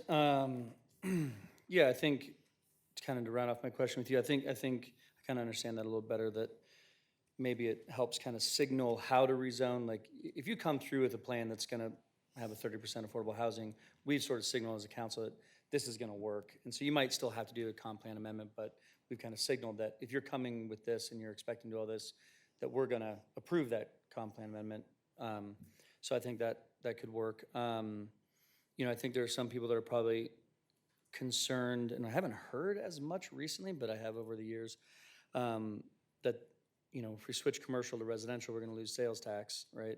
Potentially, if it's vacant, not in the moment, but that's a little bit of a concern, is if we turn commercial into residential, that's going to be problematic from a sales tax revenue, which I think is a fair concern, but also, you know, adding people to a community does create more vibrancy, and they go to the stores and they buy the groceries and they are a part of our community, and so hopefully that also raises sales tax. So I think that's been a tough thing, but we haven't mentioned it in the last couple weeks, which I think is kind of interesting. What I really like about what we have in front of us, like, I love the 30% affordable housing requirement. I want 50%, right? I mean, we think about, like, you know, to Maxine's point, we're never going to get to 12% if we're having 12%. And right, so to do something incredible at 30%, 50%, that would actually move the needle a little bit. I love that it's on site and not somewhere else. I love that you can't do a fee in lieu, because the point is we want it, right? So those are all things I really like about it. I think what I dislike about it is kind of what happened with the 12%, or what has happened so far with our 12% inclusionary housing, is I like it's been mentioned, I'm concerned it won't work, right? So whether it's 30 or 50 or 25 or 12, that we won't actually get it. So it's intent versus impact, right? The intention is to get more affordable housing by putting these things in place, and the impact is that we get none. So that's my concern with it as it's written right now. I think it'd be bad if it was just performative, that if we just said we want it and we don't get it. But it'd be even worse if it was used so that there was no new residential development at all, like that it actually did have a negative effect on new residential development, which is something we need badly. So a lot to Josh Cooperman's comments, you know, I could support this, or 20 or 25% or 50%, depending on the incentives we put on it. You know, if we did all those things, if we allowed, you know, higher density and maybe a height variance, and you know, expedited permitting and less parking, and even consider some sort of rebates, use tax rebates, whatever, like getting aggressive about this is important to us, and this is, as Anne-Marie said, our city skin in the game. Like, what are we willing to put into this to make this happen? Because I think if we just say this is what you have to do, we're not going to get it, and that would be really tough for me to stomach. So I think trying to figure out that mixture and figure out, like, how many incentives and which incentives and how much of each, and what sort of, concoction we can put together that actually moves the needle and really does get, if that's what we're looking for, if we're truly looking for more housing and affordable housing, what is the right mixture of all those things to get there? And so I think that points me back to sort of what Chris was saying is the process, right, and the order of operations. I do feel like while this is, and if you know me, personal life, professional life, and public life, affordable housing is incredibly important to me. So delaying is not something I'm excited about, but I do think there's an order of operations of doing the comp plan, doing the housing study, doing the research to figure out what is the way to affect change and be successful with this desired outcome, and then implement that. And I don't like the idea of delay, Mayor, and that really frustrates me. But I do think that's probably the right process. And it is unfortunate that everything's been delayed by the fire, and that's just a reality of what we're going through right now. But I think, yeah, I'll end with those thoughts, but I appreciate it. Councilmember Most? Thank you. I'd like to reinforce some of the comments that Councilmember Dickinson said. I think it's really important to do this. I think that I'm very supportive of incentives. I think we should also be looking at this in terms of transit-oriented development, which goes to your comments about less parking and more density and all of those things. I think there's an appropriate way to do it. I think we should be bold. I'd love to see us decide on an area in town where we think that there's a great opportunity and to basically put this in place. I think delay, while I understand the need for more data and information, I think we could spend the next 10 years looking at data and information. I mean, we have, I don't know where Anne Marie Jensen is in the room. We have an expert in the room, right? And there's just, this is still an evolving process.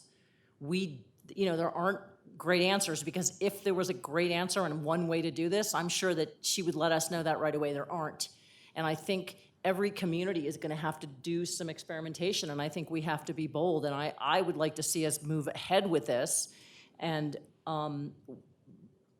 be open to incentives and work with a developer to come and say, yeah, I'm interested in doing this, but here's what I need to make it profitable for me. Because obviously we want development, especially affordable housing development, that supports our community, that actually solves the problem of housing for people who need it to be solved, that enhances our community, that makes Louisville more Louisville, right? By providing workforce housing, by providing housing for elderly people on fixed incomes, and also for something that's near and dear to my heart, because I have a good friend with a developmentally disabled adult child, is to, when we think about inclusionary housing, thinking about housing for people that have physical and mental disabilities as well. So I think that we could sit here and talk about it and do studies and all of that, and I know that is the way that generally we like to move municipal government, but I think there are times and moments where we need to put our stake in the ground to support our vision, with the understanding that we want this to be successful and that we will work with developers to really, again, make this something that enhances the vibrant life in Louisville. And I think one of the things to keep in mind, and I know, again, Councilman Dickinson mentioned this, is this idea of worrying about converting commercial to residential. One of the things we've seen in our community in the last couple of years is we are getting a ton of sales tax revenue from the internet. And so if we bring more residential housing in, especially if it's, high density housing, more people, we're gonna see, I think, substantial amounts of internet-based tax revenue. That's not gonna go away, like, online shopping and delivering to your door. And there are obviously some environmental issues with that, but I mean, I think that is gonna add. And I think if we're gonna set realistic objectives, if we're not just gonna talk about 12% of our housing stock being affordable, we're gonna have to move aggressively, because it ain't gonna happen. We don't have 50 years to solve this problem. And so, again, this tends to be my inclination, because I've spent the last 40 years of my life in technology, the technology business, but sometimes you have to put your stake in the ground. You know, I mean, what's that famous movie, you know, if you build it, they will come? Like, right, yeah, I think we have a vision, and we want to create this opportunity in our community. So, you know, while I completely respect my fellow council members' concerns and the need for data, I don't think it's an either or, I think it's a both and. I think we can put our stake in the ground, and I think we can continue to revise and be willing to say, you know, we said 30, maybe it's 27, or whatever. We had this idea about what incentives we thought we were gonna use, but here's what we need to do. Because I've seen this council be very flexible with land use development applications and the willingness to really work with developers to make them successful. And so my inclination would be to move ahead with this, knowing that this is not a one and done, knowing that this is a process, knowing that we're gonna have to make some additional changes, amendments to the comp plan, knowing that we're gonna have to work on incentives, and understanding this is not something that we're gonna keep doing until we get it right, and then there's gonna be, okay, you know, 6 months out, or 12 months out, or 30 months out, we're gonna have the perfect plan. We're never gonna have the perfect plan. We have to be flexible. So that's the approach I would love to see us take, knowing that we have a great staff, that we have a flexible city council, and that people can operate, you know, and understand, you know, where we're gonna have to give and where we're gonna have to make changes, and that's okay. Because this is not gonna be, again, this is not one and done. We're not gonna solve this problem. Here's the perfect affordable housing ordinances, we're gonna put it in place, and, you know, everything's gonna work out well. No matter what we do, we're gonna keep adopting this. So that's my perspective. Thank you. Councilmember Brown? Thank you, Mayor. And I appreciate the comments of my fellow city council members, and I really appreciate everyone's commitment to affordable housing. You know, I was a big supporter of the inclusionary zoning ordinance. I thought we should have gone higher from the very beginning. I would have gone probably to 15 or 20% from the very beginning. And I think it's important, as the mayor said, to recognize the scope of this is that it's not raising our overall number. It is raising a number only in specific circumstances. And quite frankly, those are circumstances where the developer, you know, stands to gain significantly from the rezoning. I've always thought, and I've made it my position on this council, that we are under no obligation to create profit for developers. What we are under obligation to do is to create development that works for our community. And to me, having housing that is purposeful, housing that is affordable, is that purpose. You know, I've been proud to support you know, requirements on other GDPs that have created purposeful housing, especially for senior housing. And I believe that this is a step in the right direction. Not only does it allow us a pathway to convert commercial to residential and add affordable units, but it helps us significantly get towards our goal of 12%, right? Our current 3% and our current ordinance, we will never get there. So I'm very much in favor of this ordinance. Am I open to discussions about incentives? Yes. We can have a discussion about incentives, but I do not want to do that at a delay of this ordinance. So, you know, for my council member colleagues, I would be more than happy to entertain amendments this evening that would allow us to include those incentives in the proposal. Thank you. Councilmember Fahey?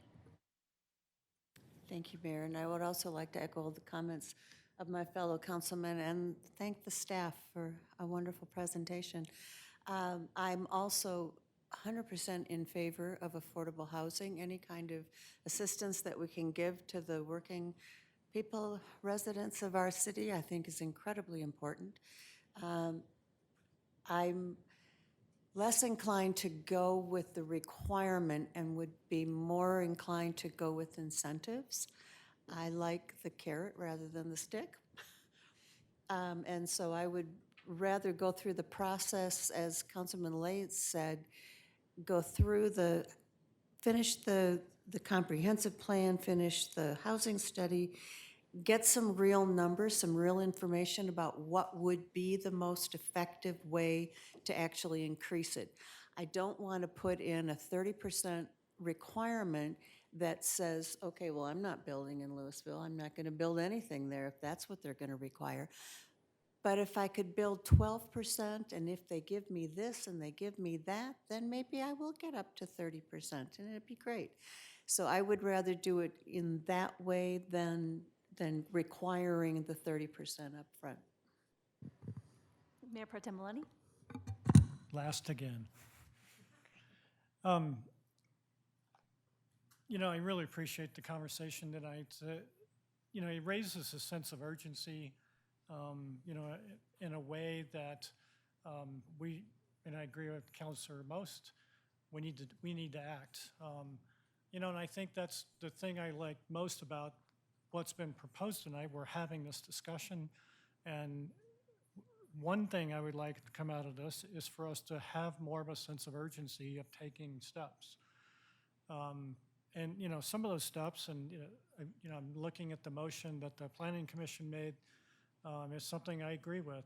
Basically they're saying that we should do further analysis on the 30%. I think the idea of incentives is really important.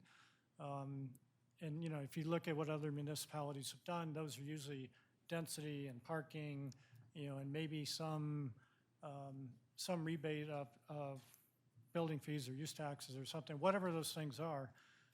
But I'm more concerned broadly. This is, as Councilor Brown said, this is really about rezoning for commercial and allowing residential. It might be sort of mixed use or whatever it could be, but regardless of that, it's not our broad strategy for affordable housing. We don't have that. We have an ordinance that says if you're going to build, there's a 12% requirement, but we don't have a broader strategy. And if we take a look at those places within the city, we currently have affordable housing, and working with the county, now that we know somebody who will be in the county, potentially we can create greater density in some of those areas where we currently have affordable housing. But we need to look at all of those things, and that's really what I'm saying. I think there's a number of things I would like to see us look at. Is 30% the right number? I have no idea. I think, Councilor Dickinson, he could look at different numbers. He wants 50, maybe in some instances, 50% makes sense. And maybe 50% given the right, private-public partnership or whatever the structure might be. We need to look for those opportunities. We need to look for funding, working with the county, the state, the federal government, and so forth. But we don't have a strategy right now, and so I feel that sense of urgency of doing that. So I'm a little reticent to want to support, this tonight, just because I'm not sure where it gets us. We haven't had any development under the 12%. I think there's a huge disincentive with the 30%. I understand some speculators bought commercial land thinking they were going to be able to come and have us rezone it without, much cost there and, reap the benefit of residential. Okay, they made a speculation, but we need to have a broader strategy, in my opinion. And I look forward to working on that. I look forward to starting the housing plan, and making sure the comp plan supports affordable housing, because as Council Brown used my terms, purposeful housing is a term that I've used over and over and over. This is the most purposeful housing initiative that we need to be focusing on. But I want to move ahead with a strategy and a plan that we can all support and the city supports. Thank you. Thank you. And any other members of the public care to comment on this agenda topic this evening?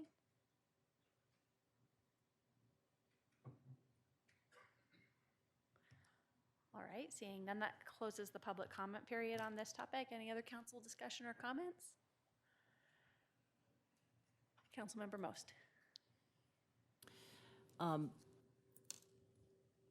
In reference to Mayor Pro Tem's comments, I would argue that rezoning is a strategy. And again, I think that we're operating in a space where there are no well-defined, easy answers. There's no, there are lots of communities trying lots of different things, I think, to different degrees of success. And so my position would be, let's take a strategic approach and take a specific area where we believe it is really uniquely positioned for this kind of development and rezone. I mean, that sends a huge signal, and it does, it's gonna provide value to, if that property is currently owned by someone who wants to develop it, or someone who wants to sell it. And I agree, it's not our job to worry about, on some level, to worry about land speculation. People speculate, that's why they call it speculation. Sometimes you win, sometimes you lose. But I'm not worried if we create winners if the community wins. And that's the thing that I think is most important. And the idea that we're gonna put this out another 2 years, I think that's sort of unacceptable in a sense that we have urgent need in our community now. And, we hear from community members who cannot afford housing, who are, renting someplace, barely making it, and trying to purchase in our community. And one of the side effects of building 600 new houses, brand new houses in this community, is those prices are going up. So I don't think it's gonna get any easier.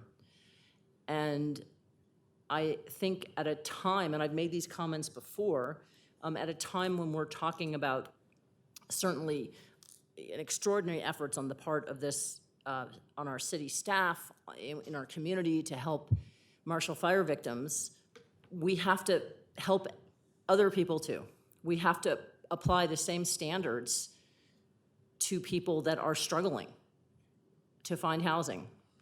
And I've said this before, there are people in our community who are choosing between housing, paying their rent, and buying medicine, or feeding their kids, or putting gas in the car. I mean, there are people in our community who are struggling. And we've heard from the business community that they can't get workers because there's no workforce housing. So when we're talking about this, this is something that benefits every part of our community. And so I feel like, appreciate, I'm a data hound. I'm the first person who says, give me more data, give me more data. I think in this circumstance that we are not going to be serving our community by essentially postponing this kind of development for years. We're gonna aggravate the problem. We're gonna have the people who are most profoundly impacted, which are the people who are lower income people and marginalized communities, including elderly unfixed incomes, including developmentally disabled, including, those kind of people that we've made a commitment in this community to serve, right? It's great to hire an equity, diversity, and inclusion director. That's fantastic, but we have a responsibility to actually act. And I feel like it's really important that we do this. And I would be extremely disappointed if the answer is, yeah, we all think this is great, but we need so much more data to even act. I would much rather take the position that let's act, and maybe we adjust the number to 25%, that we act tonight, and that we continue to update and respond, and to be agile about this. And I get that's not normally how municipal governments operate, but this is a crisis problem in our community. It's a crisis, right? It's not a nice to have. It's not a, yeah, we'll solve this 5-10 years down the line. We have people every day in our community for whom this is a crisis. And I think we have an obligation to respond. Councilmember Dickinson? Thanks. Yeah, so I think I really appreciate your comments, Councilmember Most. I think my pushback is that, a year ago, June of 21, we passed the 12% inclusionary zoning, and then we got 0 new affordable housing. And the thing we didn't do is prioritize why that's not working and what incentives do we need to put in place, because we've gotten nothing from that ordinance. The effect has been zero, and I'm not saying it's just because of that, but we've gotten nothing. And we're not having a discussion of, wow, well, what incentives do we need to put in place to make our 12% affordable housing inclusionary zoning ordinance work? Because we want, I hear it from all 7 of us, we want affordable housing and we're not getting it. And so if it's not working, for me to say the next thing we're gonna do is this one, which is 30% if you go from commercial to residential, with no incentives, like I have no reason to think that's gonna be successful, which for me is majorly problematic. So so there's no way I can approve what's here without the incentives. So if we wanna talk about incentives, I don't know, like what is going to be the current allowable density at the Cinnabar if they turn from commercial residential? So what would the density bonus be? Like, is their density X and we're gonna give Y, or we're gonna say it'll be 2X? Like, well, how do we even have an informed conversation about what that incentive would be with the current information? I don't feel like I have that information. I don't, I need to understand more about how expediting permit processes work. So that for me is one I've heard a lot, because again, time is money. And so if they can get through the process much quicker, that is money and that helps them hit their number. And to Councilmember Brown's point, I'm not in it for their profit either, but I know that if they're gonna make 10% building a building in Lafayette and they're gonna lose 5% building a building in Louisville, they're not gonna build it in Louisville. And so I care about their profits in the sense that I care that they do the thing, they do it, right? And so I don't wanna pad their profits at all, that's not the point, but I know that they are hitting numbers and they have, a little bit of a soapbox, but you have a bank that's loaning money or investors that's loaning money that needs to make money. Then you have a builder who's building something, or a developer who's buying something that needs to make money. Then you have a builder that's building something that needs to make money. Then you have a real estate agent that's selling something that needs to make money. The for-profit housing industry that we have is the problem. That's the problem, that someone needs to make money in every piece of this puzzle, including the city on a use tax. Right? Like everyone needs to make money when that house gets built. So that's a problem. And so we can focus on the developer part of that whole puzzle, that the developer also needs to make a profit, but it's where we're at right now, which is frustrating. But I just don't, I think this is us arguing in the same direction, which I like and hate.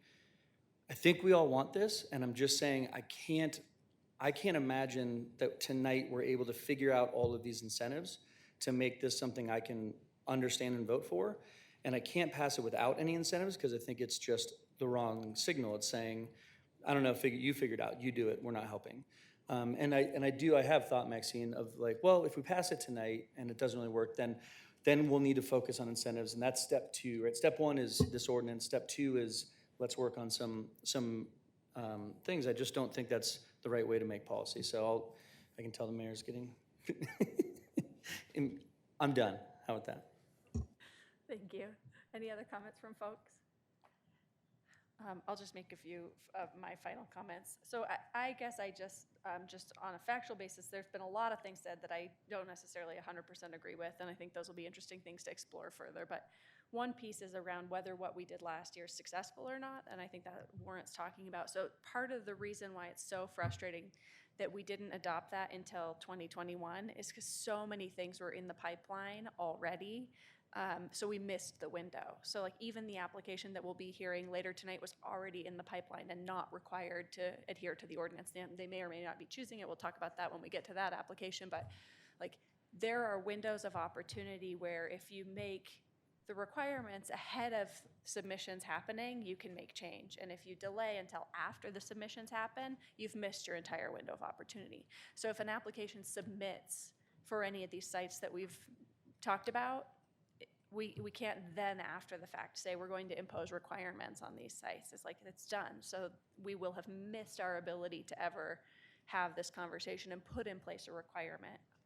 So I feel like you have to have things in place in the correct order, and it is important. If we would have had inclusionary zoning before Steel Ranch was built or before North End was built, we would have a lot more affordable housing. But those conversations got delayed and delayed. So I do think it's really important, the timing and to have the regulations in place.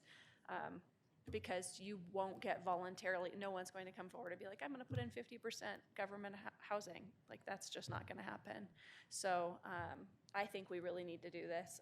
I'm just not trying to cut off discussion. I'll go to everyone else, but just to frame any further debate, I'll move that we approve ordinance number 1839, series 2022, an ordinance amending chapter 17.76 of the Louisville Municipal Code regarding inclusionary housing requirements. And I want to make, with one amendment, that we would amend we would add an additional whereas statement at the end that stated, whereas adding this additional pathway in zoning to create housing fortifies compliance with House Bill 221117 by taking the following actions to increase the overall number and density of housing units within our jurisdictional boundaries, which change zoning and land use policies in a way that is intended to increase the overall density and availability of housing, by changing its zoning regulations to increase the number of housing units allowed on a particular site, by promoting mixed-use zoning that permits housing units to be incorporated in a wider range of developments, and by adopting regulatory measures that are expressly designed and intended to increase the supply of housing within our local governmental jurisdictional boundaries. Is there a second? A second. And further discussion, Councilmember Lay. Did I see other folks wanting to discuss anything further? Councilmember Most. Yeah, I just want to thank Mayor Stolzman for her comments. I think they're really critical. We have a window of opportunity, and we debate this, we go through all this process, we debate it in 18 months or 2 years, and the window's gone. And we'll be sitting back here again, scratching our heads, asking ourselves how we're going to get more affordable housing in Louisville when we don't have those opportunities. So I really appreciate that comment. And I also think that one of the things that I have observed both, as a council member and prior to my time as a council member is that every single major development in this community, the developers come back over and over and over and over again with GDP amendments and requests for changes and telling us what they wanted to do, they can no longer do because the market won't bear it. And so the idea that we have to have the package up front, the incentives up front, to me, I understand why people feel that way. At the same time, whatever package of incentives we come up with, it's not gonna matter because we're still, once someone gets into the process, they're gonna come to us and say, well, this doesn't really work, can we do this? We'd really like to do that. This is the way that these major developments happen in the community. So again, the idea that we're gonna figure out exactly what the percentage needs to be and exactly what the incentives need to be around shifting, particularly shifting commercial to residential to find a sweet spot that's gonna attract a developer, I just don't think that's the way it actually works. And so I think maybe we'd like it to work that way. It'd be ideal if it worked that way, but it never has. We're constantly in this give and take and going through a process, which is fine. That's how the process works. So I think it behooves us, again, to be a little bit bold, to put a stake in the ground. I appreciate Mayor Stolzman's amendment. I'd be happy to, and I don't know how to craft language, I'm still, new in learning this, but even if we say that, I don't know if we can do this, but to say, we will be developing some package of incentives, or that's part of what we'll be offering to developers that are willing to make that commitment. Not only just rezoning the commercial to residential, which makes the land more valuable, obviously, but that we'll have those incentives. But I think even if we spent weeks or months right now trying to craft the perfect incentives, they may be the wrong ones. And so we're still gonna have that give and take. And so I would really just ask my fellow council members to think about the timing, to think about the actual process that exists for us when we go through this, and reconsider their position, because I think we will be really passing up on a huge opportunity. And again, we have people in our community who on a daily basis are facing trauma and crisis because of their housing situation. Councilmember Lay? Yeah, this has been a really good discussion and a lot of good ideas, I think, that have been shared tonight. Councilmember Most, I appreciate the passion that you bring to this issue. And it's made me certainly think about wanting to make sure that we move expeditiously. But I think there is, I think there's a need on this one to be, just to do things in good order. And I think nobody's after perfect. I certainly am not. I don't think I would be doing this kind of work if I was after perfect, because we're just not, that's just not what we do. We do what we can with what we've got for as long as we can and as best as we can.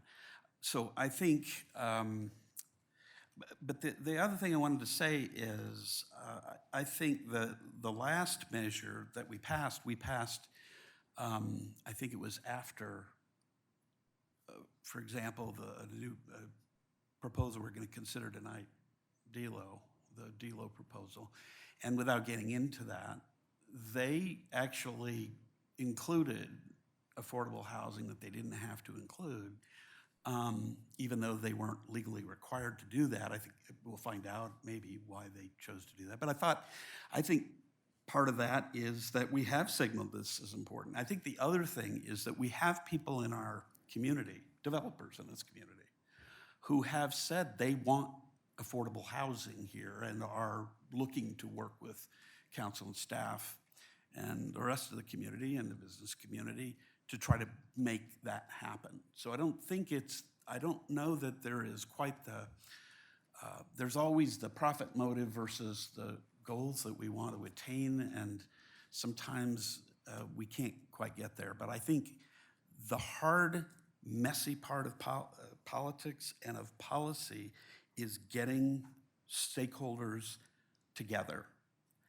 creating the incentives in advance of the higher legal standard where we haven't provided the incentive. I don't think that's a good signal. I think it's a horrible signal. I think it says, we're gonna cut before we even measure. And I don't think that's a good thing. I think the hard part is rolling up your sleeves and getting the people in the room and pounding out what people need to make things work. And that's a hard way of doing things, but it's a lot easier than just checking a box. And I am worried that as careful as this has been crafted, it's checking a box. And policy making that way is not, I don't think that's sustainable. Thanks. Thank you. Councilmember Brown? Thank you, Mayor. I'd like to make a friendly amendment to the motion, substituting 20% for the 30% requirement. So in section 17.44.050 under, 5, under number 5, changing 30% to 20%. Correct. Thank you. I accept. Thank you for that clarification. Do Now, you second or do you accept? I accept, yes, thank you. My own amendment.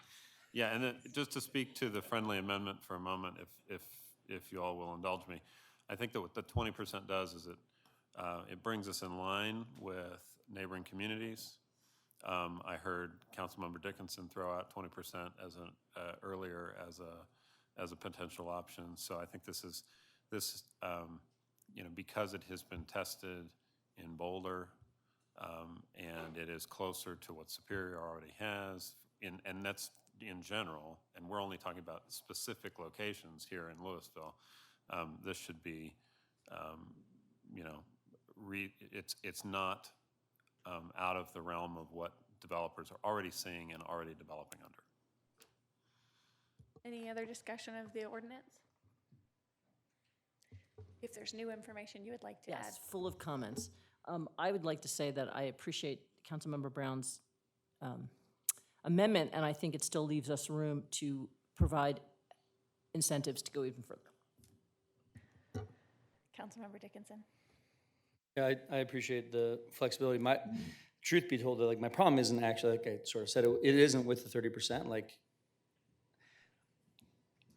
if I had my way, we really would have like a 50% affordable housing project that brought in lots and lots. So going down to 20 isn't the solution. For me, it's how do we get the developer to 30, or how do we get him to 50? Like, how do we really get the number up? And I think moving it to 20, you're more likely to get something, Councilmember Brown, than with 30. I think you're more likely to have a builder come in and do something. So I appreciate that. I think it is more likely to happen at 20 than 30. I still think it's more likely to happen if we signal that we're in this with you and here are the things that we want to give you.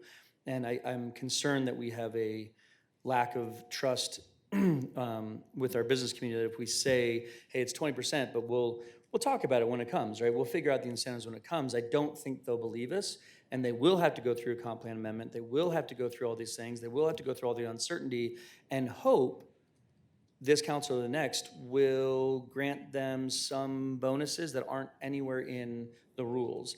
And I don't think they'll trust us enough to go through that whole process. So I want to spell out what those incentives are for, again, I'd prefer 30, but 20 is good too.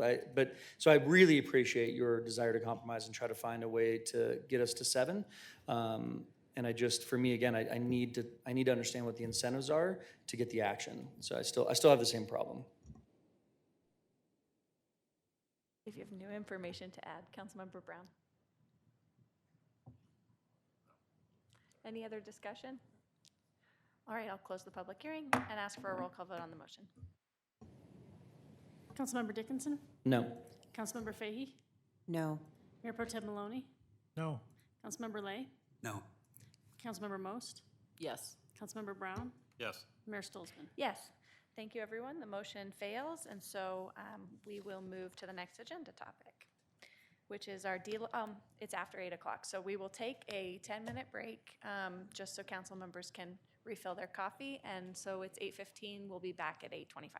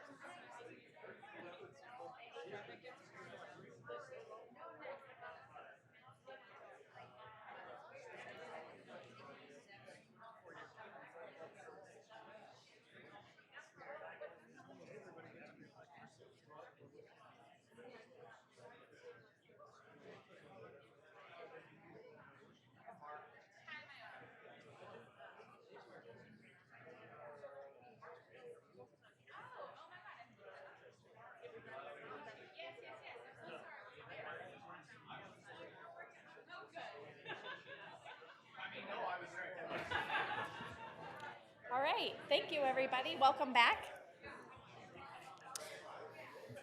Just want to welcome everybody back. Thank you so much. All right, so we are now on our next agenda topic for this evening, which is our Delo West, formerly Delo Lofts Final Plan Unit Development Amendment, Special Review Use, Final Plat, and Easement Vacations.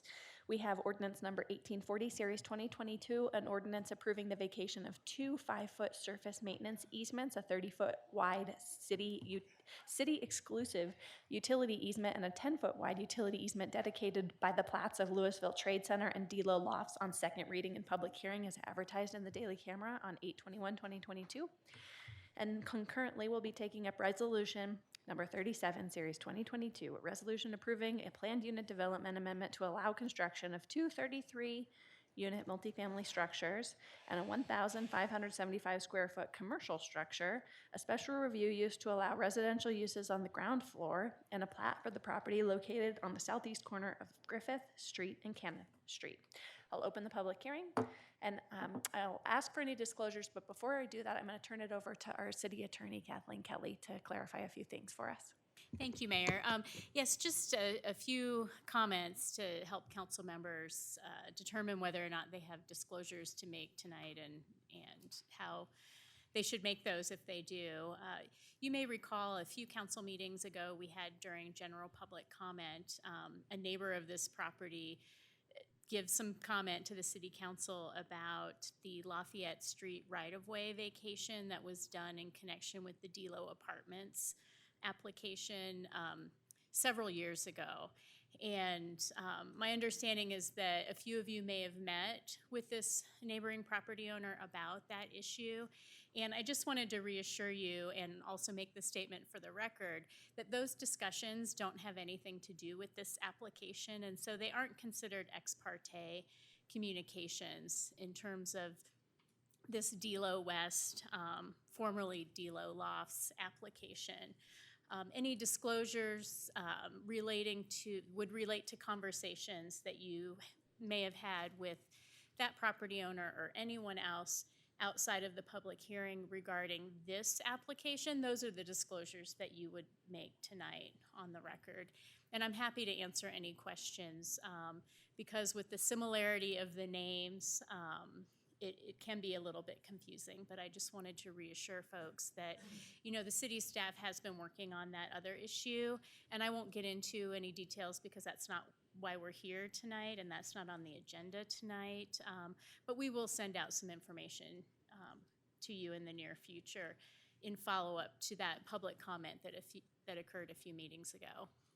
So with that, are there any disclosures from council members or questions for the city attorney to clarify whether any kind of ex parte communication might require a disclosure? Councilmember Lay. I'm not sure whether I need to disclose, but I will, just in the spirit of transparency. I don't know that there's any great secret about the neighbor because he's a constituent of mine, Mr. Dvorsky. Several months ago, I had talked with him for a minute or two about some access issues, and I don't know whether those, they may well have something bearing on tonight, but I'm going to listen to and make decisions tonight based on the evidence and the issues that are before us. So I don't think I need to recuse myself, but I wanted to mention that. I don't think he would mind it being mentioned either. So that's what I wanted to disclose. Thanks. Thanks, Councilmember Lay. Any other disclosures or recusals? All right, seeing none, thank you. I'll turn it over to our principal planner, Lisa Ritchie, for a presentation. Good evening again, Mayor and City Council. Tonight we are here to consider an application for Delo West is what this applicant has rebranded this to. It was formerly Delo Lofts. This would be for a PUD amendment, a special review use, final plat, and easement vacations. And as noted earlier, it was properly noticed under municipal code requirements. For some context, the property that we are talking about tonight here is shown in red. It is on the southwest corner of Griffith Street and Cannon Street within the Delo development. For a little bit of background, it is located within the Highway 42 revitalization area, which was adopted in 2003 and designated for residential mixed-use development. In 2007, the city adopted the mixed-use zone district and the mixed-use design standards and guidelines. In 2015, the former property owner rezoned the property to mixed-use residential with an accompanying PUD, plat, and SRU approved in 2016. That PUD authorized construction of 33 multifamily units and 8 live-work units. In 2020, City Council approved a 1-year extension to that PUD, but no development has occurred on the property under those previous approvals. Shown in the image here on the slide is the previous Delo Lofts PUD. So if any of you want to kind of compare or contrast any of the previous development, that image is here. You can see the building on the south is an apartment building with 33 units, similar to the proposal tonight, whereas on the north half of the property are the 8 live-work units. The image here on the right side is the development proposal that is under consideration tonight, with 33 units on the southern side, a similar building with 33 units on the north side, and then finally a commercial structure on the north corner of Cannon and Griffith. Oh. Shown in these images for you are the architecture. So these are the elevations of the structures. The two 33 unit multifamily structures are very similar in architectural design to the existing Delo apartments that are already constructed on the site. There will be 2 of these buildings. And then on the far north side, there's a commercial structure, and it is shown on the 2 images on the bottom part of the screen. Next, we're going to go through the site plan quickly. So you can see the areas outlined in green, or excuse me, shown in green, are where the structures are located on the site. The areas in yellow are where the carports are located, and we'll talk about those a little bit more.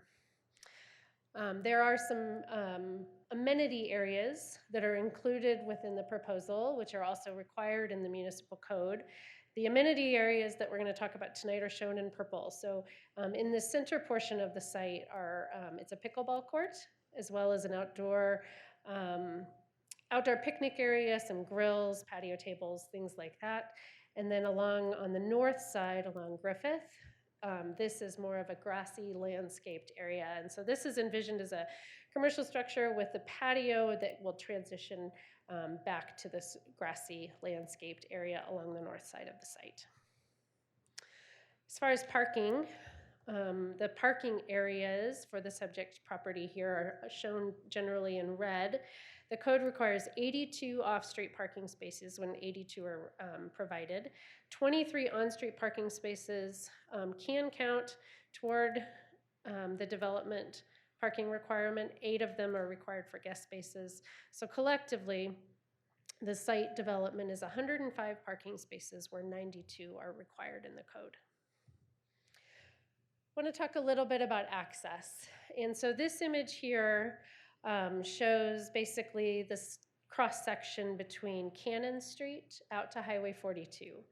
And so within all of the framework plan, the comprehensive plan, the previous Delo Lofts PUD, and the Delo Lofts subdivision plat, all of these documents contemplate at some point a through connection between Cannon Street out to Highway 42.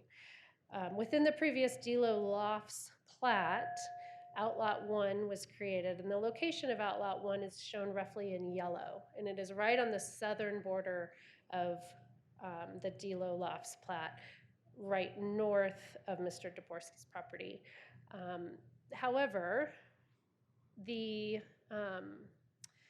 when Highway 42 was kind of redone, and we redid those access points, we formalized the access and the location of the red, where that red area is. And so the Delo West proposal tonight shifts that access location slightly to the north to align the access point on Cannon with the existing access point out onto Highway 42. It's not memorialized in the plat.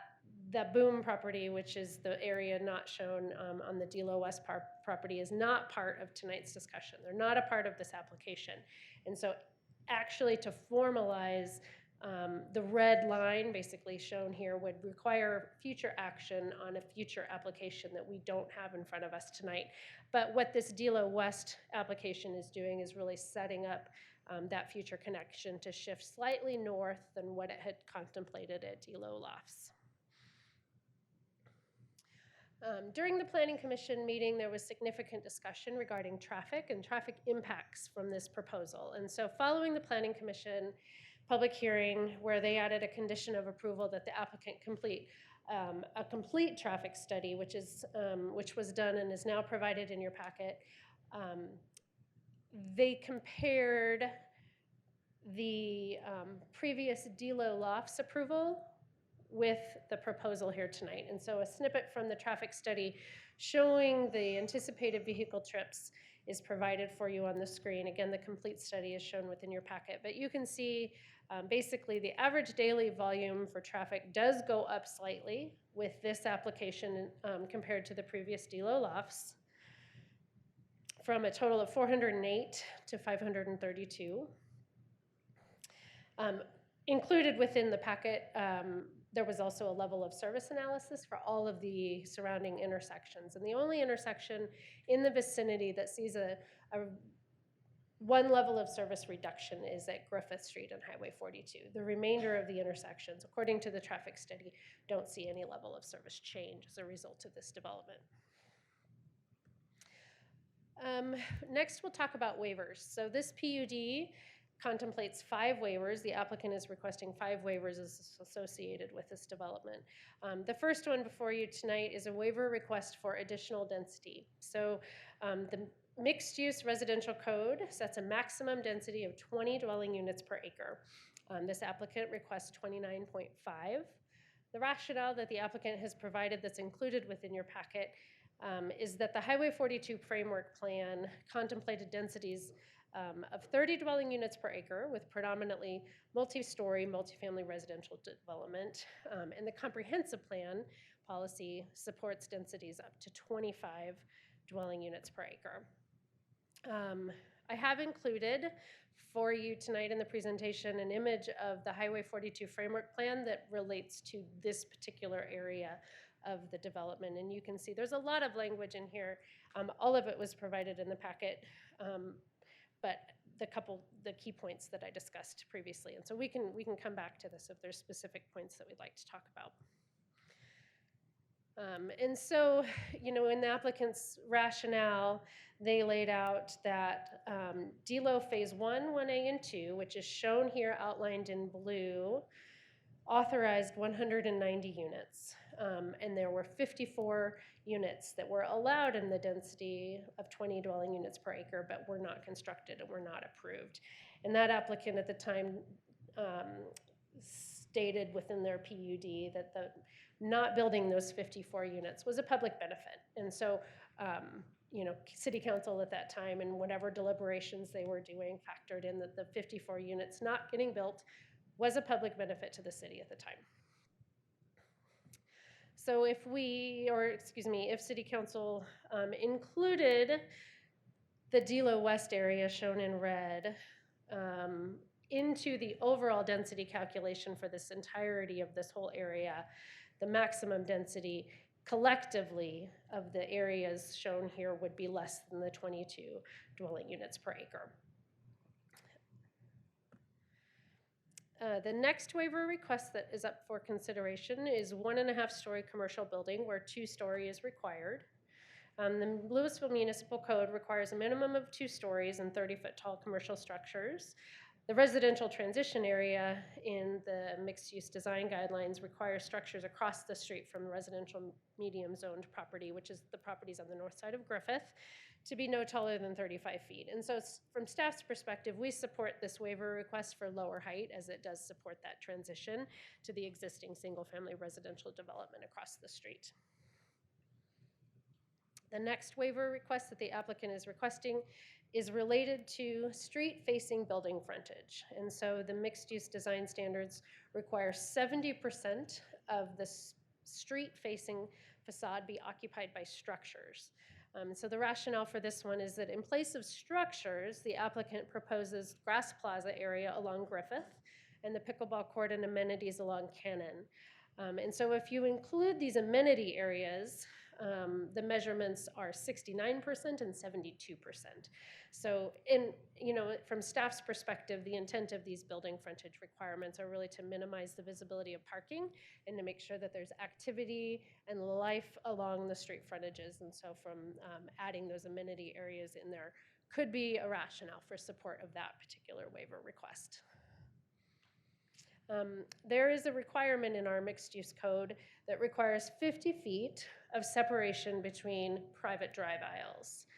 And so as we discussed previously, Outlot 1 in the previous Delo Lofts development contemplated an access drive on the southern portion of the Delo West development, and there is an existing access drive on the property immediately to the south that is in place there today. Public Works reviewed the request, has not expressed concerns that with the volume of either development that these access drives are going to cause conflicts, and as well, that was confirmed within the traffic study that level of service and the functionality with these access drives being in close proximity should not be problematic. Finally, there's a request to allow a 10-foot rear setback for the carports, the accessory structures, where 20 feet is required. So the rationale for approval on this one is that parking is permitted to be at the property line. These structures are open on all sides and will not create a barrier for adjacent development. Therefore, the provision of carports would allow shade and protection for vehicles which are allowed to be parked in that location. All right, next up is consideration of the special review use. And so your packet has the entirety of staff's analysis for all of the criteria for the special review uses to allow residential uses on the ground floor. I'll summarize them here. Ground floor residential uses are consistent with previously approved residential structures. The use is compatible with surrounding development. Use can be adequately accommodated in the development, and the external impacts are properly controlled. And the site design with waivers, if City Council finds support for the waivers, meets the code. Next up, you have consideration for you for a final plat. So this would replat lots 1 through 9, tracks A, B, and C into one lot on this subdivision plat. Staff finds the application complies with all standards in Title 16.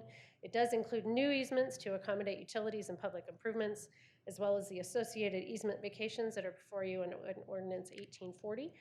And Public Works finds that the new easements are adequate to meet the public needs, as well as the vacation of the existing easements. There's no concerns.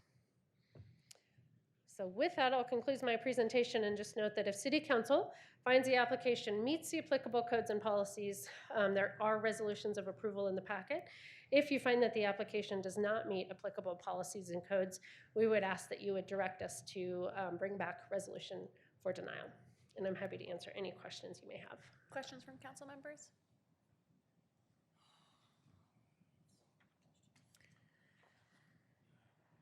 Councilmember Brown. Thank you very much, Mayor, by the way. And Director Ritchie, I appreciate your presentation. Can you go through the easements part again? That one particularly, it confused me when I was reading the packet, and I'm not quite sure what we're vacating. Yes, and I don't have a slide on that. I can pull up an image from the staff report. But essentially, when the Delo Lofts subdivision plat was approved in 2016, it established easements for public purposes for future anticipated utilities. And because of the reconfiguration of this application, those easements are now essentially in the wrong place. And so under the city's municipal code, easement vacations have to happen via separate ordinance, whereas we can establish new easements on the plat that you are considering. So because these are coming in conjunction together, approving the easement vacations allows the development before you on the PUD to proceed, because we can't authorize a building on an existing easement that's, even if it's no longer needed. Thank you. And Director Ritchie, if you could, what are the easements that would allow for, if we're vacating these particular easements, what easements, how do we get the utilities there? Are there existing easements that support that? The plat before you proposes new easements in the locations that align with the proposed development. Okay, thank you. Councilmember Dickinson. Just a quick question about the sort of the road going through, is it a road or is it a parking lot with access to an exit out to like, so it's not an actual like city street, it's just, but a car would be able to travel from Cannon to Highway 42 So on the that's a- south end of the property? That's a good question. On the Delo West, there would actually be an access easement within the previous Delo Lofts plat that's not before you, the portion that's not before you tonight. It's simply called Outlot 1, and the purpose is not actually outlined on that plat, whether it's an access easement, it's just a created Outlot 1, which I think all of the conversation that happened within the staff report and things indicate that it's likely for access, but it's not explicitly and clearly noted as such. And it's not anticipated to be dedicated as right-of-way. But the new one would be? You're saying the old one with the Outlot 1? Sorry if I'm confused. No. So the new one is not before you tonight. So all that's before you tonight is Delo West, which is on, I think he's referring to the new street area. So the Delo West, yeah, the red line Yes. there is what is before us tonight. Only the portion on the Delo West property on the white portion. Okay. The part that is on the west, or excuse me, on the east side is not under consideration tonight. So that would require future action. Now I understand. Okay, so we're creating, it's a parking lot throughway there that would likely be able to head east, but we're not having that conversation. But that's how the design is on this portion of it, is that Yeah. goes through. You don't have it, so I can see the curb cutouts that it is meant to. It's set up to potentially allow a connection in the future. That's all I needed. I appreciate that. Mayor Pro Tem Maloney. Thank you, Mayor. And thank you, Plano Ritchie, Director, whatever we're calling you. I'm trying to understand about the maximum residential density. So, you know, looking at 1714-060, it's 20 dwelling units per acre, and they're requesting 29.5. Help me understand why we would entertain that waiver request, and because I'm not getting there. Sure. The applicant's rationale is that if you were to consider kind of the entirety of the Delo area, so that they happen to be developing 2 buildings on a smaller lot, whereas, you know, they left less dense, or, you know, the previous Delo developments had less density, that you could, one approach could be to consider this area as shown, kind of the area outlined in both in blue and in red collectively.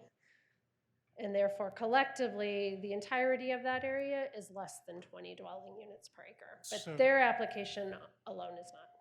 So they're asking us to reconsider the density based upon the whole area. Yes. Okay, thank you. Other questions from folks? Councilmember Most. Yeah, the traffic, thank you, Director. Richie, my brain, I'm trying to process like information from 3 different places and everything that's going on around me. Sorry, brain's not working. Director Richie, the traffic study. Now, is this traffic study the same traffic study that was mouth doesn't work either, presented at the Planning Commission, or is this a new traffic study? And when was that traffic study completed?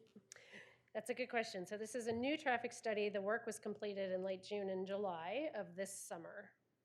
So it was not completed during normal school? That's correct. Times, The okay. city provided traffic count data in the area from 2019. And they did an adjustment factor, which is described in the methodology, to Right. factor in the school counts from when school was in Right, session. but they didn't actually Correct. count them. Okay. And just a clarifying point from what Councilmember Dickinson asked, I just want to try to understand.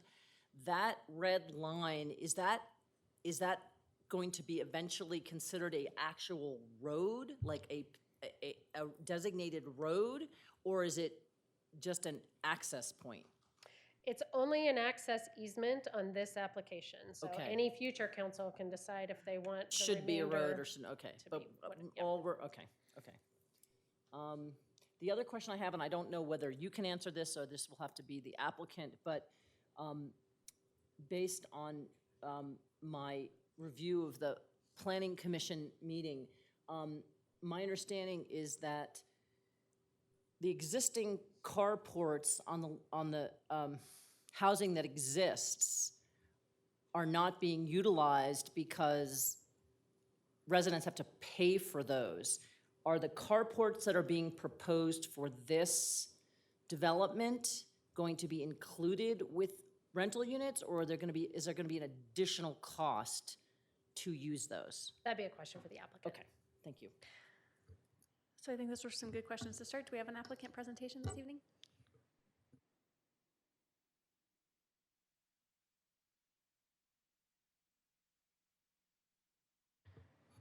Councilmember Lay. Yeah. Just while you're getting ready. Yeah, we've gone through plenty in the last 8 months, but can we arrive at what we should actually address Ms. Ritchie as when she is speaking to the rest of us?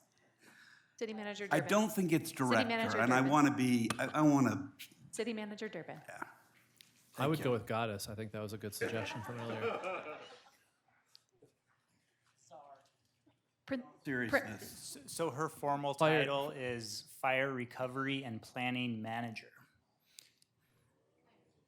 So I think Planner Ritchie is probably good for now. Thank you, Director. Good evening, Mayor and City Council. I'm Sean Murphy with LCP Development and here to talk to you a little bit about the DLO West application and our proposed waivers and development.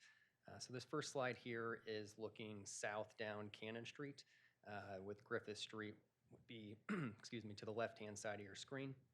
And really what it's displaying is how this proposed development fits in well with the existing form and surrounding area of the DLO neighborhood, which was really intended to be a mixed-use community, as is demonstrated by the existing apartment buildings just to the south, the higher density townhomes immediately to the west of us, and then the commercial properties, both to be developed and that have been developed to the south along Highway 42. So Planner Ritchie did a wonderful job walking through the location of the project, so I think we're all familiar with where we are. Project history, I think, is important to understand as to who LCP is and why we're here today asking for an amendment to this PUD. So LCP purchased the property from the original DLO developers who did the townhomes and the original apartment phases in October of 2021. As discussed, that original PUD contemplated a single 33-unit apartment building as well as 8 live-work townhomes. In discussion, both internally with city staff and evaluation of the market, LCP determined that the construction of those rather large live-work townhomes was not a viable option. And we can get into the reasoning for that as well. Upon acquisition and beginning in 2021, LCP began amending this PUD. So going back to the project history as to density of the surrounding area, this project, what we're proposing today, these two 33-unit apartments, mirror the density, design, and layout of the existing DLO apartments that have been extremely successful in this neighborhood. In order to expand on that existing success of both the townhomes and apartments, we engaged the same architect that worked on those existing apartment units, Oz Architecture. The demand for those has been clearly demonstrated over the last several years with occupancies hovering between 95 and 100%. The last we checked earlier this year, they were close to 98%. So there's clearly a high demand in this area adjacent to downtown for higher density multifamily housing.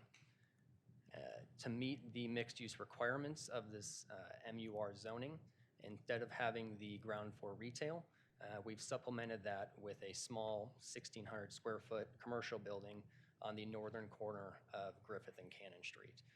That was one done to recognize the mixed use nature that this area was dedicated to be, but also to understand that it wasn't viable to have an entire ground floor of commercial space. And so the small commercial structure was intended to be an amenity both to this development as well as to the surrounding communities, while providing a very usable and quality designed building that can supply a neighborhood-friendly use, a location within this area.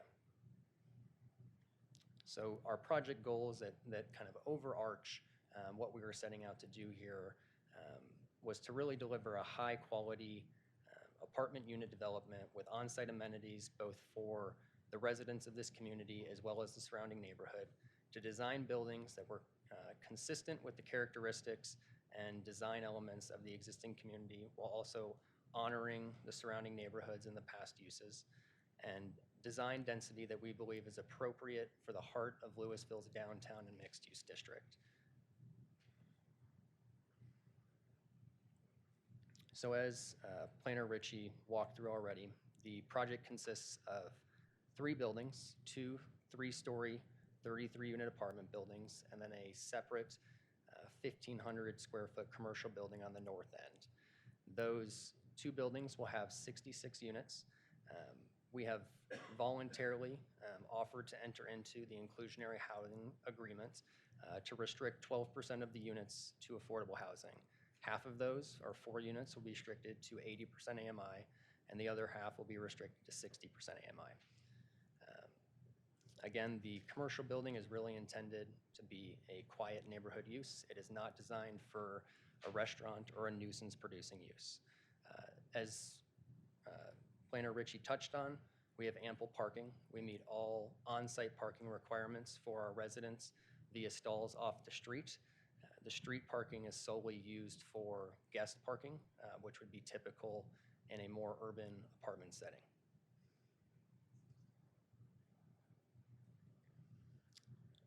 So the site plan, this is laid out with north to the right of the screen. I think we're all familiar with how it lays out, but what's important to demonstrate here is that this site is relatively constrained from a design perspective. It's a long and narrow site.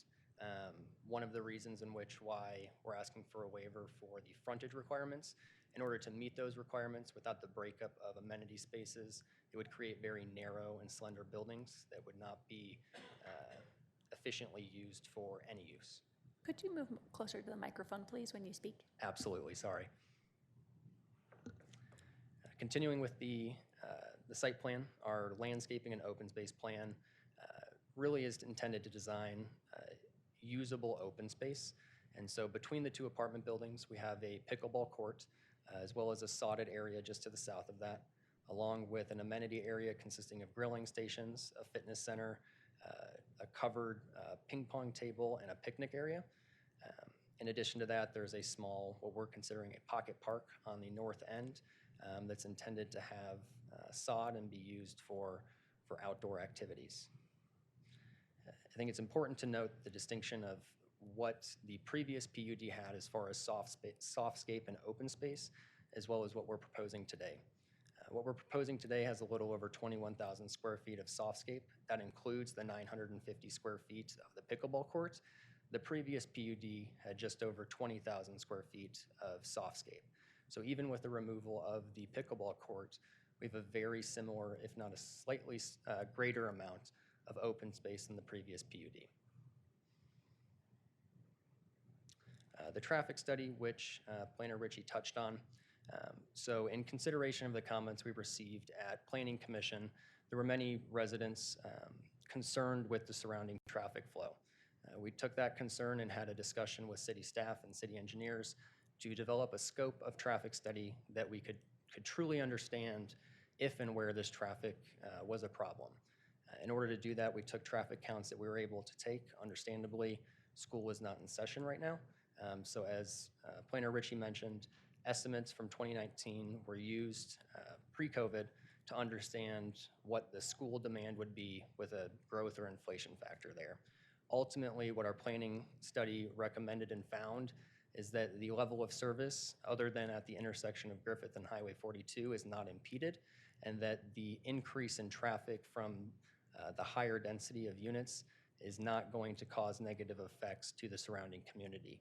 The recommendations that they did make were to install stop signs at the exits to our development, which we are will be planning to do and are more than willing to do anyways.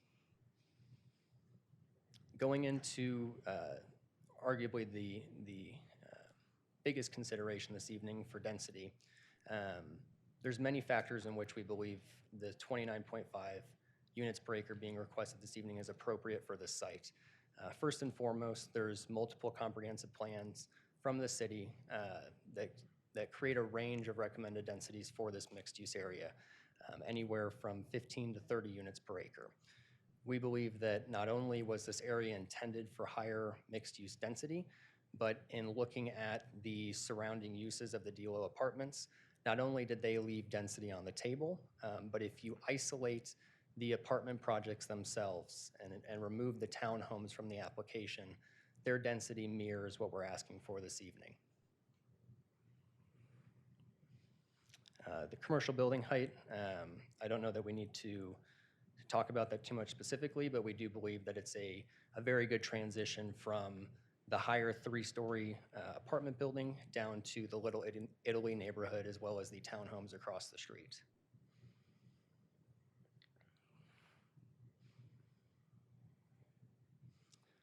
One of the items that was brought up during Planning Commission was the pickleball court being used in lieu of an open space. And so what's displayed before you is how that area would be affected with the removal of the pickleball court. Obviously, this has not been designed with full landscaping, but it's more intended to show that without that, you lose some of that characteristic that breaks up the buildings and also maintains that screening and frontage for the parking area in the rear of the property. And I'm here to answer any of the questions. Thank you. Any questions from council members? Mayor Pro Tem Maloney.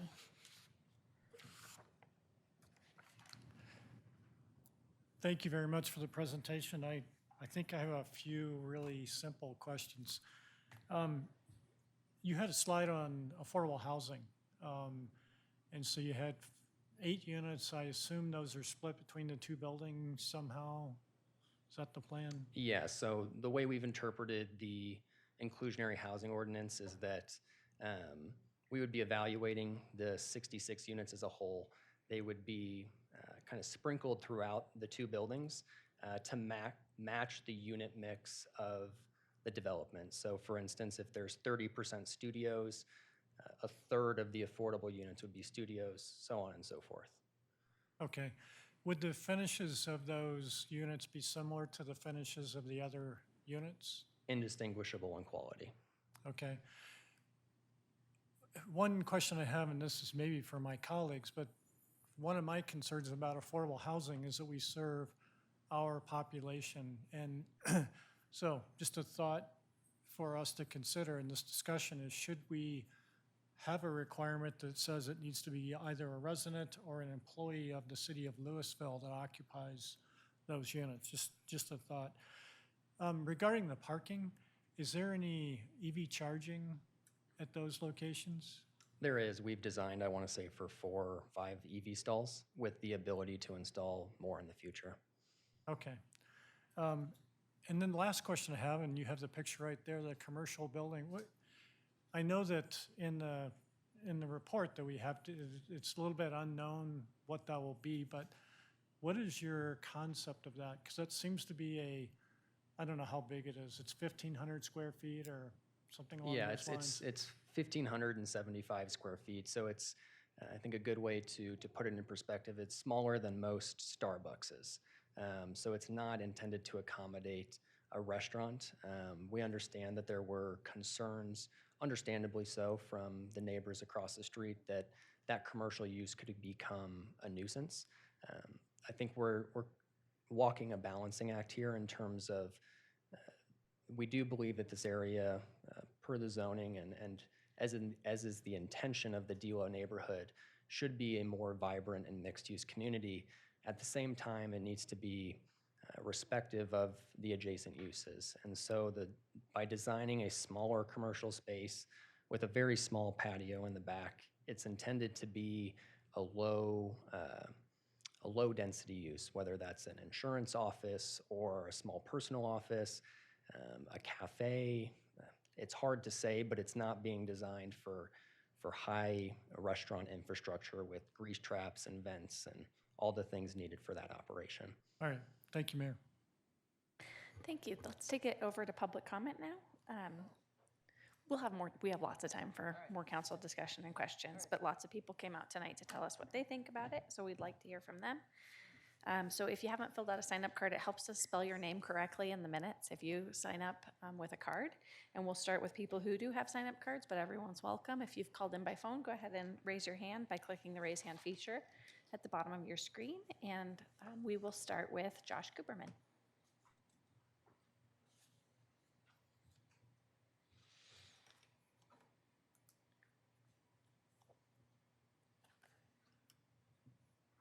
Hi, I'm Josh Cooperman. I live at 216 Griffith Street. I would just like to note that is not the portion of Griffith Street where this development would be. I'm generally supportive of this development for a few different reasons. First of all, it seems to me like a prime location for residential development. Being near downtown, the development would be in a nice walkable and bikeable neighborhood to downtown, and also some of the other amenities in the Highway 42 district. It's also, it's on land that is basically being redeveloped. And, it's offering 8 units of affordable housing, which I think shouldn't be neglected. I'd also like to say that I'm generally supportive of the higher density of this development. Generally speaking, higher density is more sustainable. Right? The units will share heat and cooling, things like that, which make it more sustainable. The higher density also gives us more affordable housing units. And it seems like an appropriate location, again, near downtown, to have higher density.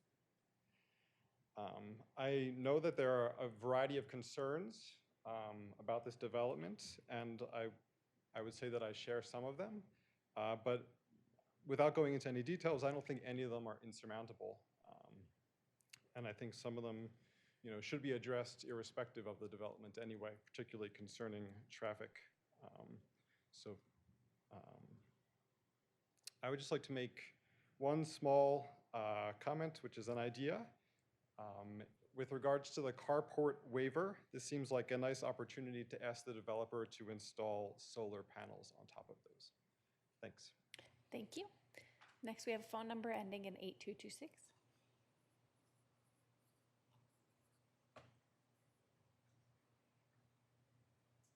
Looks like you're muted on your end. Good evening. It's Sherry Summer at 910 South Palisade Court, and I would ask that you would deny the request for additional density. There were many neighbor complaints about increasing density in this area, and I think they were very valid. I'd like to refer to our code, section 16.04.020. I see at least 6 criteria that this does not meet that tell me that a waiver should not be granted. A, to promote health, safety, convenience, order, prosperity, and welfare of the present and future inhabitants. B, provide adequate light, air, and privacy. F, avoid congestion of population. K, to provide the safe and efficient circulation of traffic. That's very important. This is right by a school. And this area is completely crazy with traffic. P, to regulate the location activities and developments which may result in significant changes in population density. All of the neighbors were complaining about this, and the existing developments are very tight. There's not a lot of room for double the additional population. While I appreciate the idea of inclusionary housing, I consider that as extra credit. This development needs to meet the criteria in the code before asking for any additional waivers. Thank you very much. Thank you. Next, we have Lindsay Denault.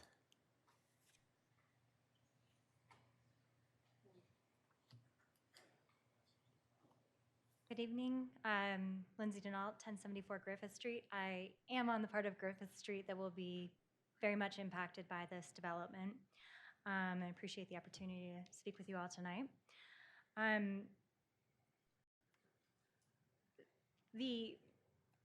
think the entire neighborhood would probably agree that we're excited to have this plot of land developed. It is a bit of an eyesore right now. Where the issue really comes in for current residents, as I see it, is the increase in density, effectively doubling the number of proposed occupants is a significant amount of people for that particular area. I don't know how the traffic study was performed. I'd be very interested in learning more about it, but I would invite and encourage all of you to come to Griffith Street at 7:45, 8 a.m. in the morning, especially if there's a train running, because I don't know how you can come to the conclusion that this would only result in a minimal increase of cars. If you have 66 units, generally, that's 2 cars. That's 132 cars, and they've only budgeted 105 parking spaces. I'd like to note that the parking on Griffith Street on the east side is already fully occupied by the businesses that exist there. So I'm curious as to how the commercial property would be able to accommodate anything other than foot traffic. I wanted to reiterate something that Councilman Brown said earlier. I think we all are keen to increase affordable housing. Housing density is important, but that shouldn't be, solely to enrich the developer. I think it's really important to take into consideration the people who have to live in that neighborhood. And again, I'm not saying that we don't want this development, but I think that it would be worth carefully considering why the plans have changed and whether that really truly makes sense for this neighborhood, not just the developer's bottom line. I would also ask that the council just really seriously consider the traffic problems, because there are already accidents at the corner of Cannon and Griffith regularly. And I haven't seen any proposals that would address that, and that's a huge safety concern, being right next to a school. Thank you. Thank you. Next we have, and I'm sorry that I can't 100% be sure about the writing, but I think it's Steve Jarvie. And I apologize if I added letters in there. You did perfect. Excellent. Mayor, Council, thank you for this opportunity to kind of discuss where we're at and concerns as residents. As I stand here and I look at your mission statement, and our commitment is to protect, preserve, and enhance the quality of life in our community, I couldn't agree with you more. However, I do have some concerns myself about what is proposed. I think it's an excellent plan and the structural part of it, and I think that as was mentioned, we welcome development to that area. I think part of it is the density issue is something that is of a concern that I certainly, when you look at the way it's laid out and presented, it's done wonderfully. It looks great. But the reality is, and I think if you went to the site and just sort of viewed it, some of this just doesn't seem like it's going to add up. And I'd hate to see it where down the road we're trying to recover from something that's going to create issues that we could manage right now. One of the, you're going to hear the same thing about the traffic, the parking, the density. I'm going to throw another little caveat into this, and it's going to be about dogs. Seems like every other person owns a dog in Colorado. I don't know. But I live right across from Nowotny Park. And on the way over here tonight, I took a picture of the overflowing doggy waste bags from a long weekend. And that's just not the long weekend. You can see that at the end of any weekend. One of my concerns is how is that going to be impacted by more people coming in with more dogs? And how might that be addressed? Again, I think there are some great ideas in the development of this, but I do ask that you look at this real carefully in the sense of how this is going to impact the area in terms of density. And we all know what a great gem we have in Louisville. And it didn't get here by accident.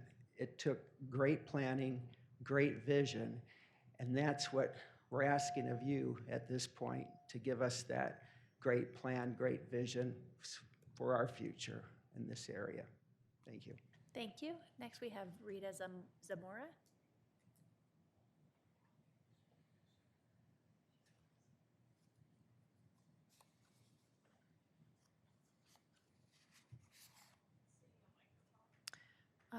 Rita, it looks like you are unmuted on our side. You might try unmuting. You might not have your microphone connected.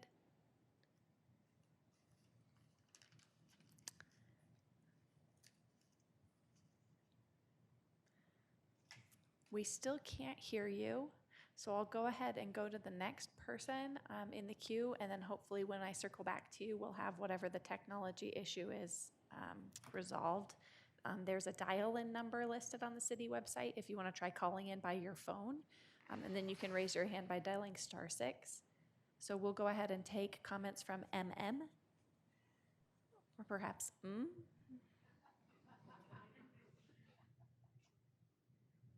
Hello, my name is Michael McClure. Can you hear me? Yes, we can. Very good. It required me twice on Zoom to unmute, so that's a little tricky. Very good.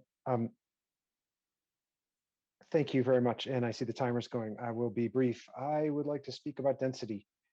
And forgive me for being pedantic, but I used to teach 4th grade. So here, the math of this is what bothers me. As the the person who used to be called the director, who is the city planning person, who has a better title, as was discussed earlier in the meeting, pointed out the density, called out a density number here of 29.5. That is, and she and one of the city council members actually intelligently asked, said, is it really 29.5? And it was explained that it is an average. The 29.5 is an average of what is proposed and what is already essentially in the Delo neighborhood. That would seem to indicate that the density, of course, because it's an average, the density then has to be above, of this new part, has to be above 29.5. If I'm looking at it correctly with 64 households, if it's a 2-acre plot, then that puts the density at 32. I don't know how many acres it really is, but the density's got to be up in the 30s or even into the 40s.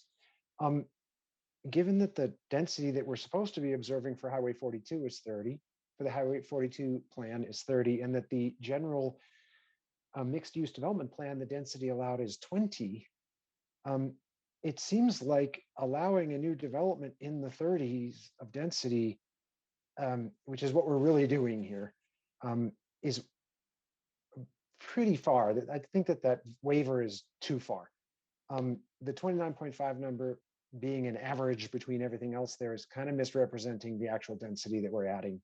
And I'd like to just state that for the record and clearly state that I suggest you reject this proposal because of the much higher density. So with that, I will add one minor point, that the access easement, the number of parking spots required on premises are just barely met right now. If you were to allow the access easement, which has been requested, that actually removes parking spots, which then they are now below the city allowed parking spots. Thank you very much. I'll give you back some time. Thank you. And let's go back and see if we can get Rita.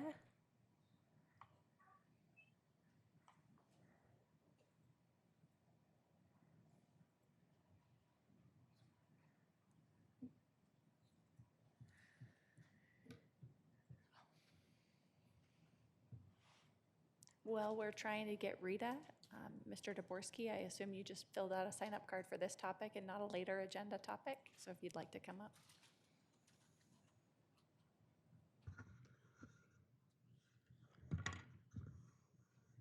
That's the trick right there. I just figured it out after I don't know how many times in front of council.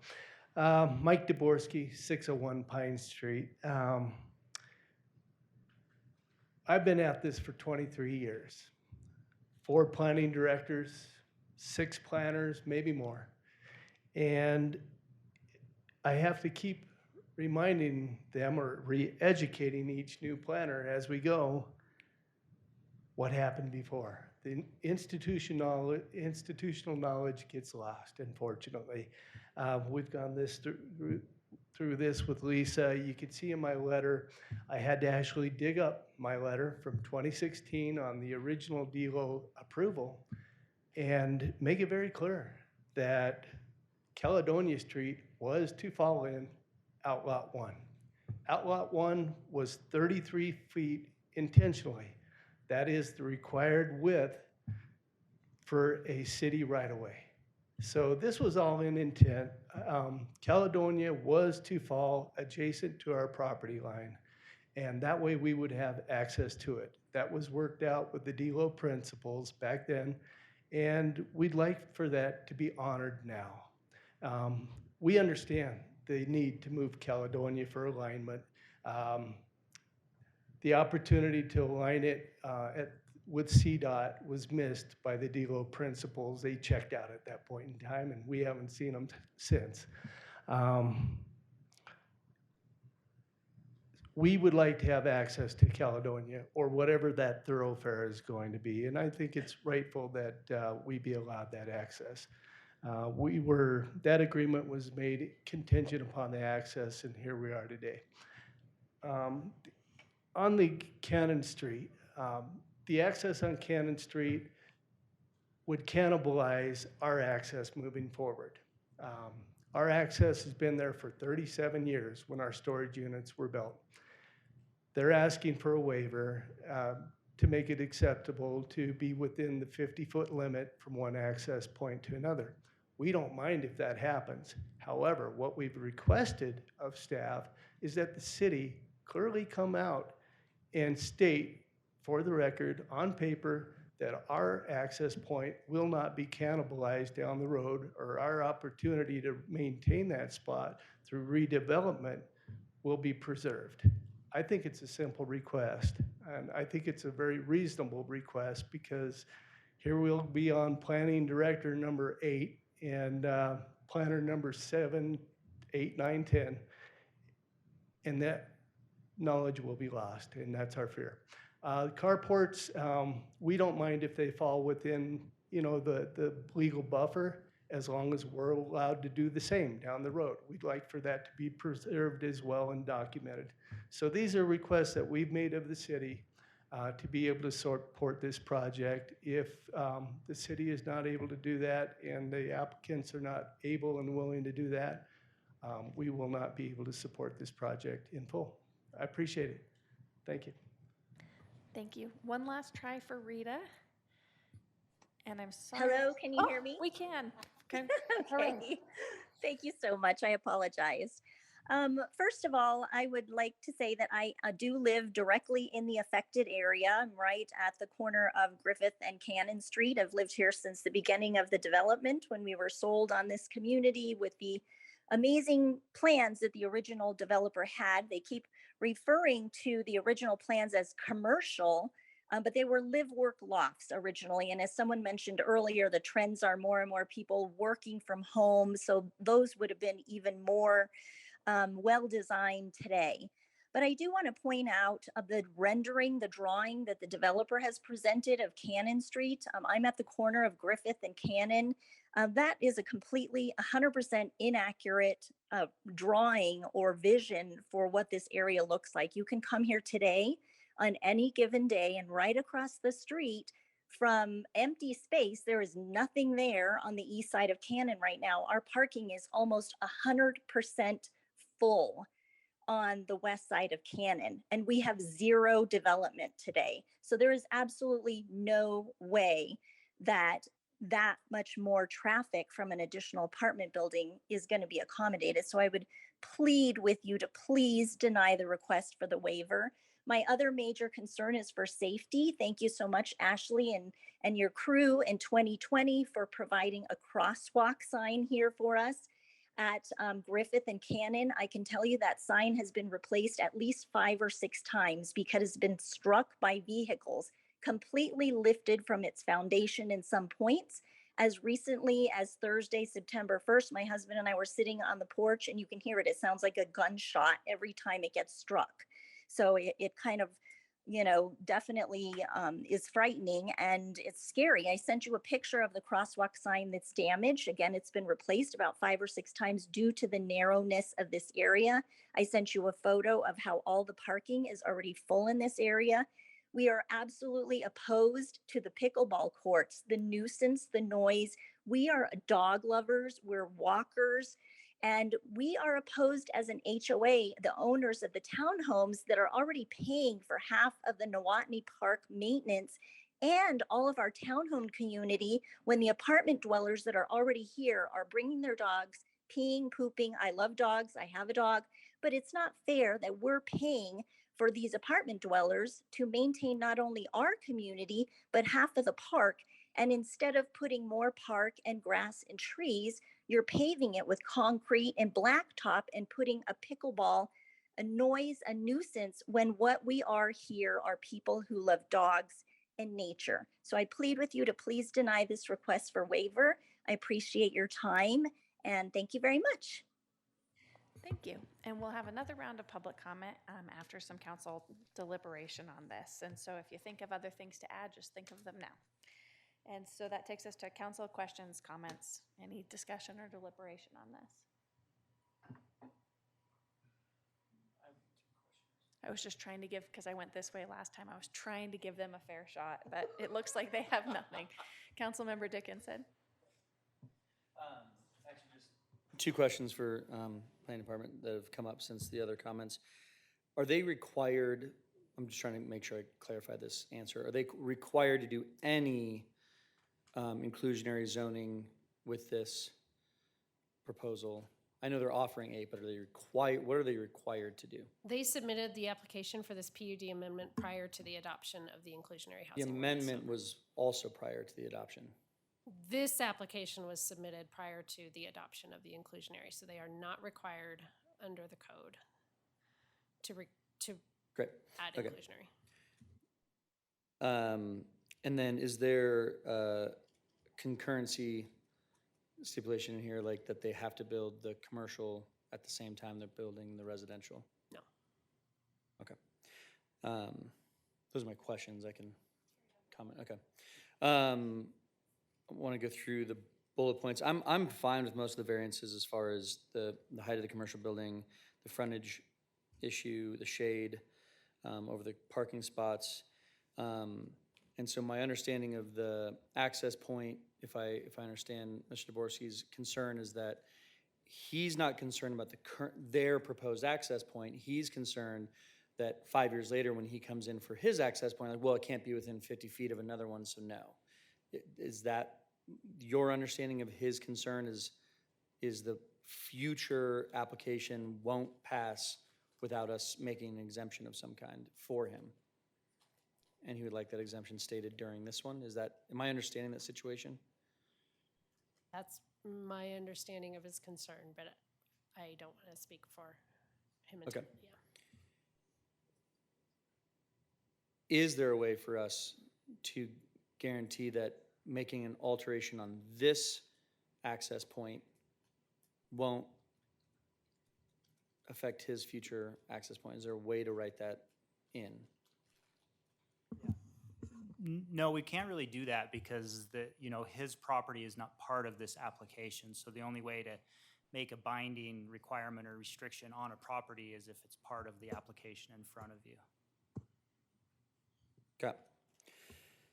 Good information. I find one interesting thing. I did the math, council members, and well, let me make sure I get this right. There was 33 plus 8, so 41 units originally, and now they're going up to 66, so an additional 25 on top of what they had.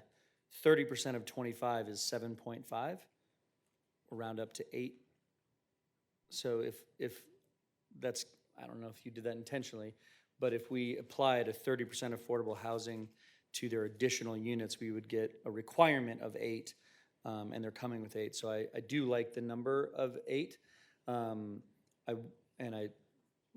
just leave that there for now.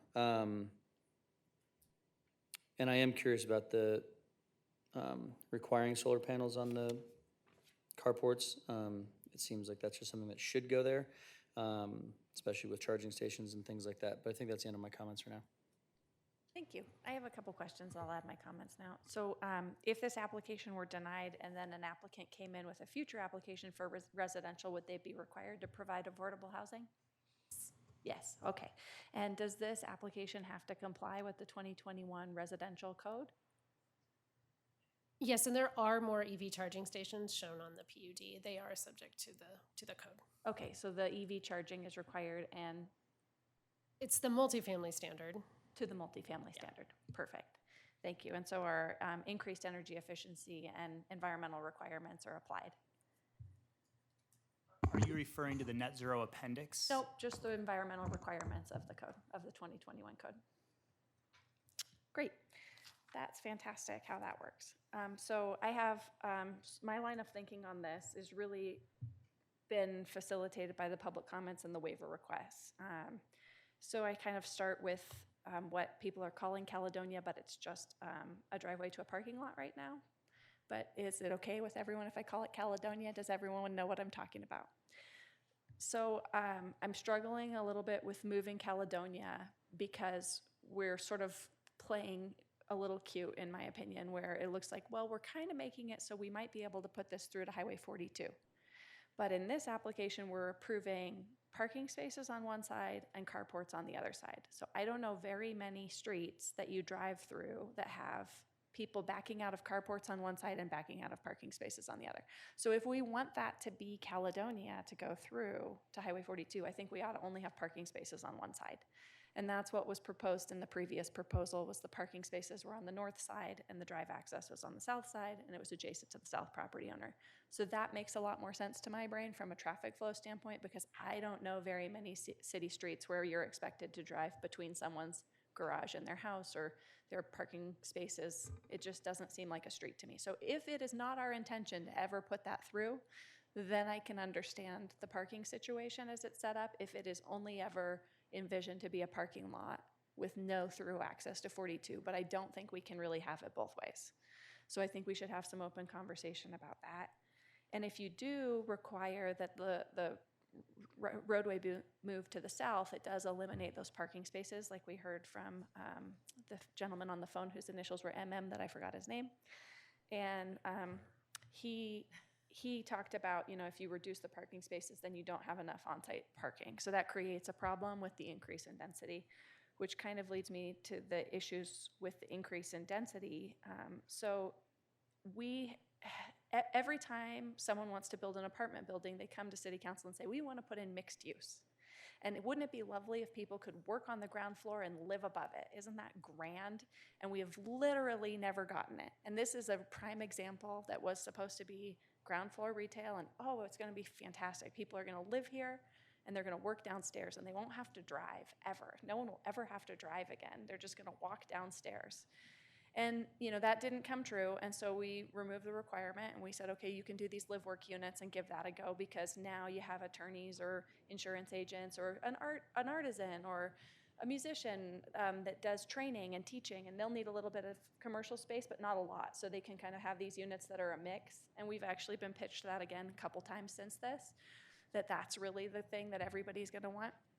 But now we're hearing, no, that really doesn't work. We really want to build apartment buildings, which I'm fine with building apartment buildings. I just wish we would say it from the onset. We're building apartment buildings. Everywhere we say we're building mixed use, we're building apartment buildings. So I think that would be a lot more transparent in the conversation.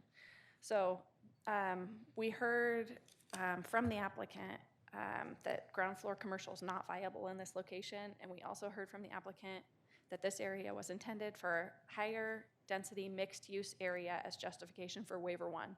And my problem with that as justification for waiver 1 is there is no mix of uses, and there's no concurrency requirement, and there is no reason to believe that the commercial will be viable on this off-street corner. The only commercial that's viable in this corridor is highway-oriented development that's capturing a traffic light in a strip mall setting. So I just really struggle with the justification that the mixed use nature of it is justification for increasing density. And in this area, we were trying to build a mixed use area, so that's why the 70% building street frontage is required.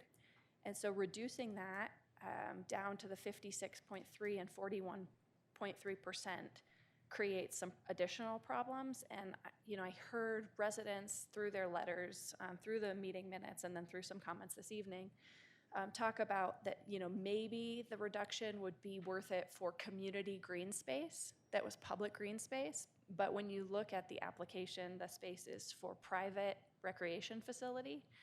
And there is a huge demand for pickleball, and there are externalities with noise, so I appreciate all of those comments. But to have a private space as a justification for reducing the street frontage that's supposed to create the vibrancy of the area doesn't cut it for me. It would need to be public space. And I do think the majority of people in the neighborhood spoke in favor of additional green space because of the comment this evening was that every other person has a dog. I think every person has 2 dogs.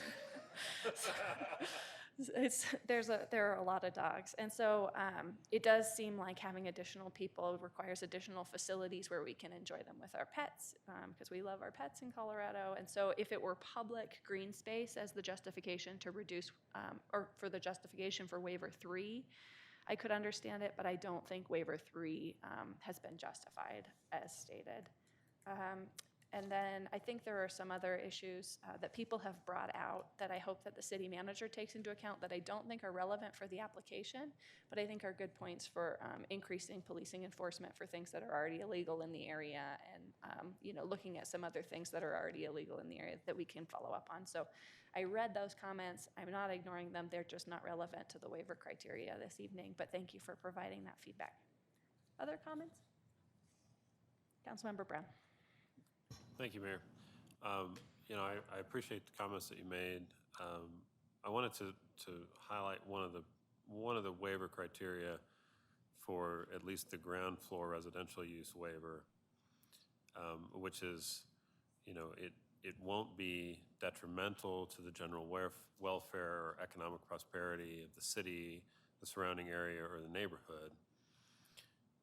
And boy, we've heard a lot from the residents and from the business owners in that area that have serious concerns about this. It doesn't seem to me that the parking issues, the traffic issues, despite the study,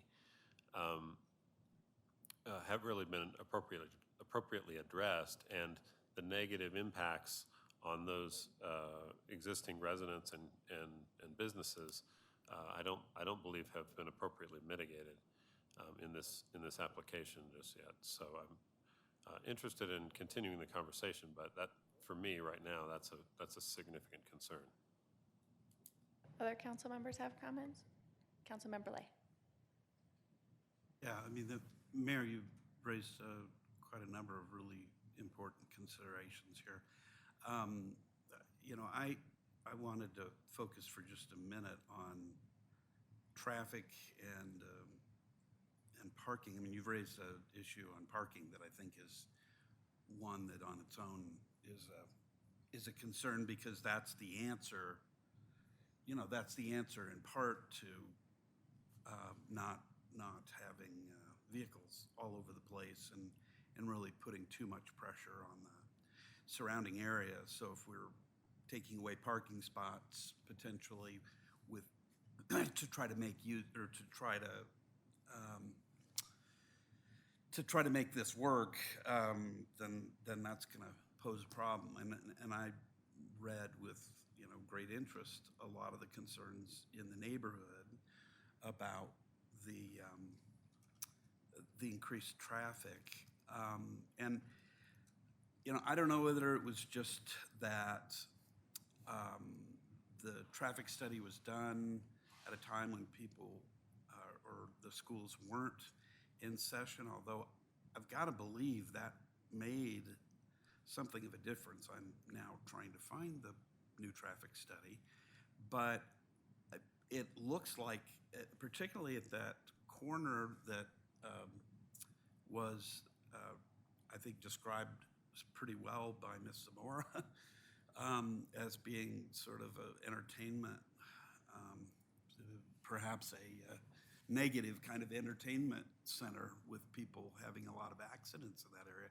But there doesn't appear to be an appreciable change in the level of service at least in the traffic study at that corner. There's not much of a change, and I find that hard to believe. I'm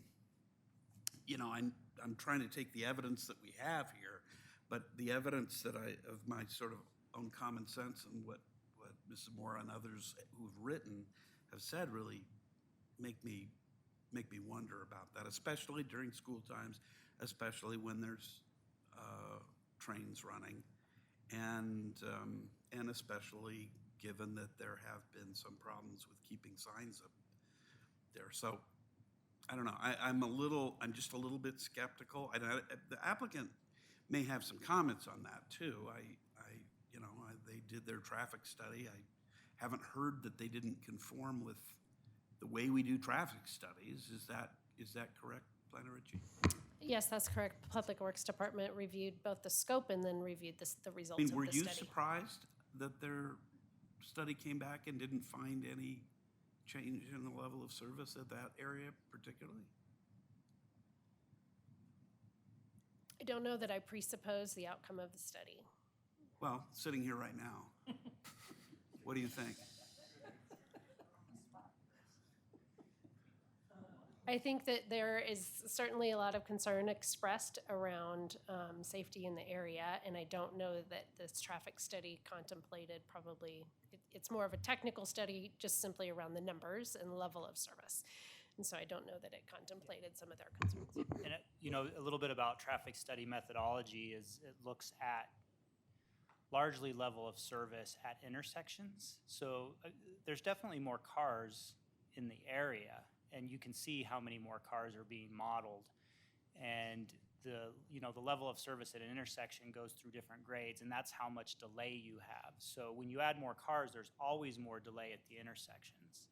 So I think we always anticipate that with any development. And I think the purpose of the traffic study is to say, is there mitigation needed to get an accurate level of service at that? So if it drops too low, if it drops to an F, or if the city says a D is too low, do you need to add a light? Do you need to add turn lanes to increase the capacity of the intersection? So the purpose of the traffic study is to say how to build the road network to accommodate the development. It's not necessarily to say the development works or it doesn't work necessarily, but it can confirm that the existing road network is adequate depending on the level of service standard we set.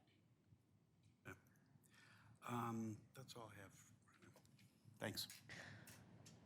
Councilmember Most? Okay, I got a lot, so bear with me, please. And I appreciate all the comments my fellow council members are making. And just to start with the traffic, because that's where Councilmember Lay left off. Delays at an intersection are one thing. Volume of cars in a school zone with hundreds of kids crossing streets is a whole nother animal.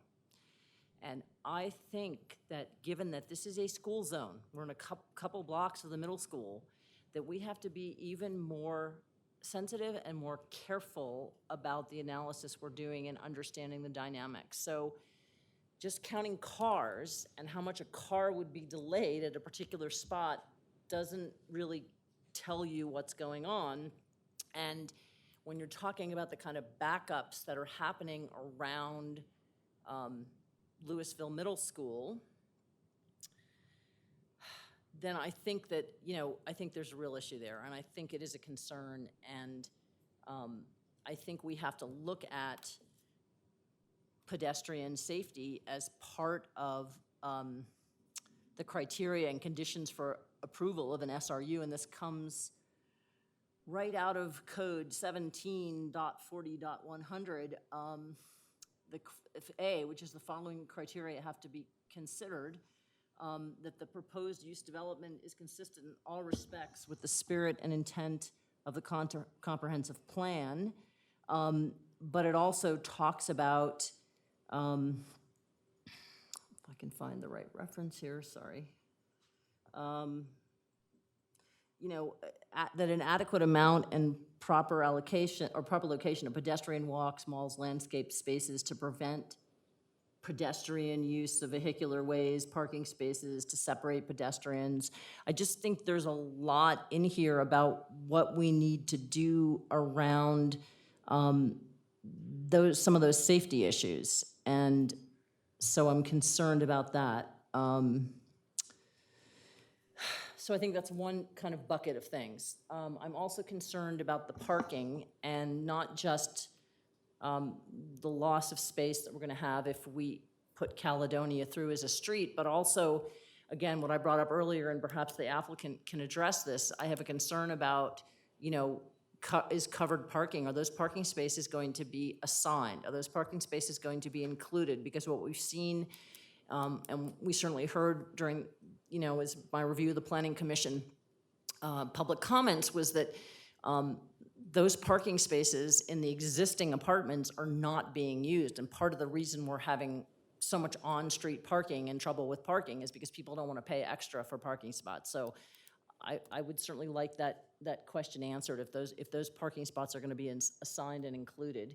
I'm also concerned about the density, and that goes to questions I have about the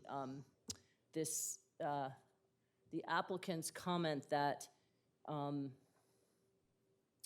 the existing PUD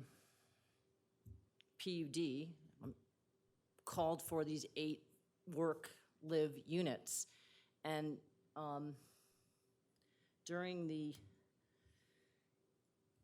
Planning Commission review, the applicant said, based on what the market's dictating, rent was unfeasible for the market we perceive to be present. And it's a strange use, it's not something you commonly see. So I'm just trying to understand what actual data, what actual market analysis was done to determine that the existing live-work units weren't viable. Because I think what we've seen over and over again is updates and changes. And there was a slide I asked for. I don't know if you have that, Planner Ritchie, if you could bring that up. I think one of the issues, and these images were included in the packet, and the first image references the original, no, is that it? This Okay. was from the highway. Okay, I kind of wanted them side by side, and there's a reason I want them side by side. So I guess that's not happening, but if you look at the original plan. Yeah, this is the first time. Well, no, that's it, that she has the right picture. It's just, there's 2 pictures and I wanted them side by side, and I wanted them side by side for a reason. That's the second one. If you look at the original plan based on the, thank you, oh, bless you for doing that, for the, Revital, you know, let's see if I can, here we go, the Highway 42 framework plan. And the applicant references this in their requests for waivers. And they reference the 4th paragraph that's assigned to that picture on the left. And if you look at that picture on the left, that was the initial vision for this community, this part of the community. It was a vision that was created as part of that plan based on extensive work with the community, with constituents. I'm sure we spent a lot of money on a consultant helping us do that. And if you look at what we had envisioned and you look at what we have, part of the reason we have problems is because we have a vision, and that vision is really fantastic, and it talks about the Park Square District being the heart of the Highway 42 revitalization area, right? And it's This is the plan for land use with ground floor retail and live work is highly encouraged on the ground floors of building. However, the predominant land use should be multifamily residential.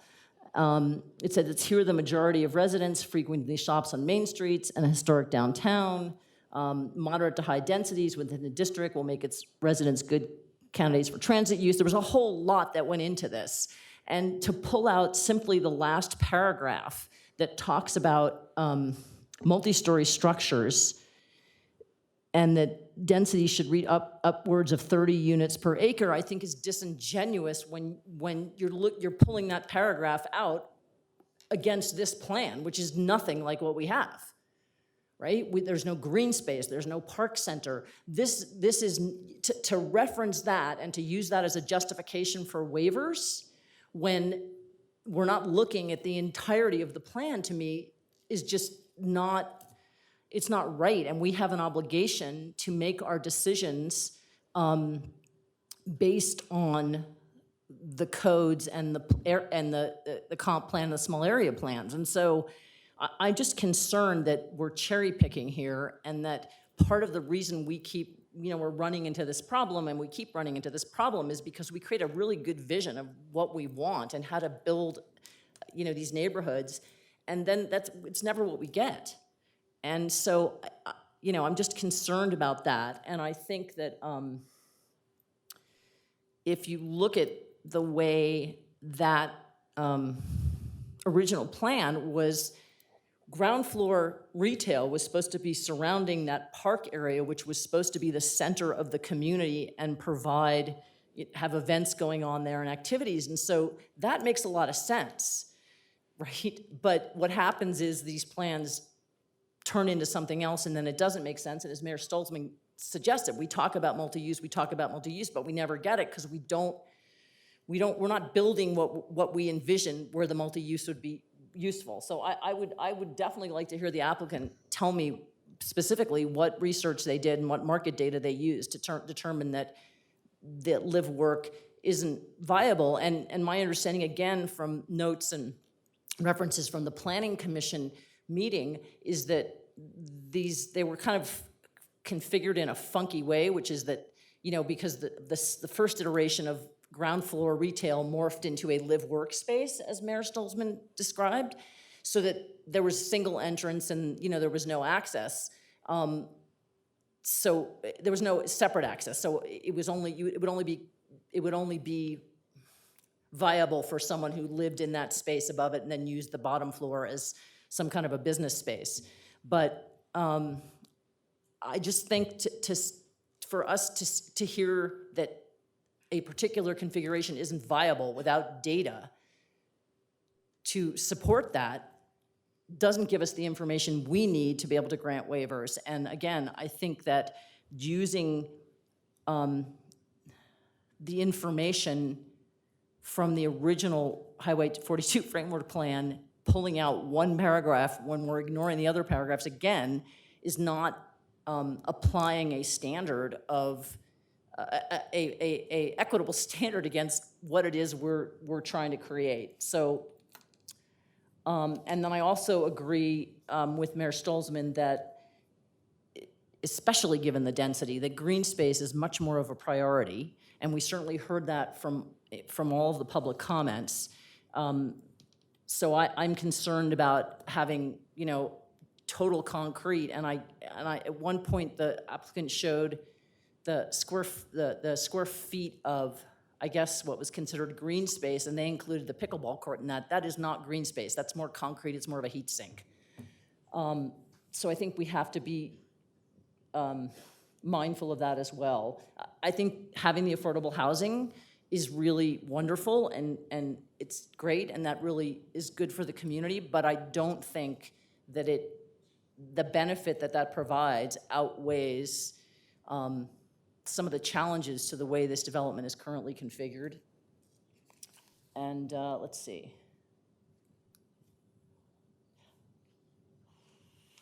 Do I have something else? Let's see. School zone. Okay, I think that's all for me for now. But I would like to hear from the applicant to discuss the 2 points, the parking, whether the parking's included, and what kind of market analysis they did to determine that these units weren't viable as And live. We'll finish taking council comments, and then we'll get the staff and applicant back up. Mayor Pro Tem Maloney. Thank you, Mayor. I'm going to sound like a broken record because you've all made the same kind of comments that I'm going to make, but I'm going to make them anyhow. You know, one of the things, since I've been on council now for 7 years, and we get these requests for developments, and it's interesting how they evolve over time. You know, because we start off with a concept that gets approved, and, you know, as the mayor talked about, some of these, especially with the mixed use and the commercial aspect goes away. And all we're left with is the residential. And this is an example of it. And the little commercial building just seems weird in this whole thing to me. But, you know, this is one of those ones that I have problems with the traffic numbers. It's been mentioned by several. The comments that were made at the Planning Commission, I think in a lot of letters we received, the increased density is one of those things that bothers me. You mentioned the pickleball courts and, you know, is that green space? I don't think so. You know, as somebody who plays pickleball, I think it's a terrific idea to have a pickleball court, but not between two buildings. You're talking about something with a lot of noise. I don't know how that gets mitigated. Now you're bouncing noise off buildings. So that's something the green space needs to be there. And so I'm not feeling very favorable about this particular project, given what's before us. Thank you. Other council comments? Councilmember Lay?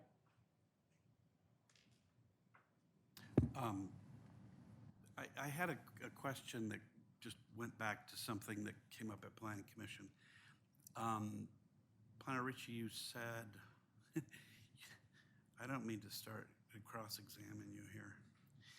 No, at page 662, there's a comment that you said, a new traffic study could look at whether Caledonia connection is needed at this time in order to support the development. Mm-hmm. That was a comment that you made. You know, there's nothing that said that happens. But there were a couple of people who, at least looks like Ms. Krantz had supported that.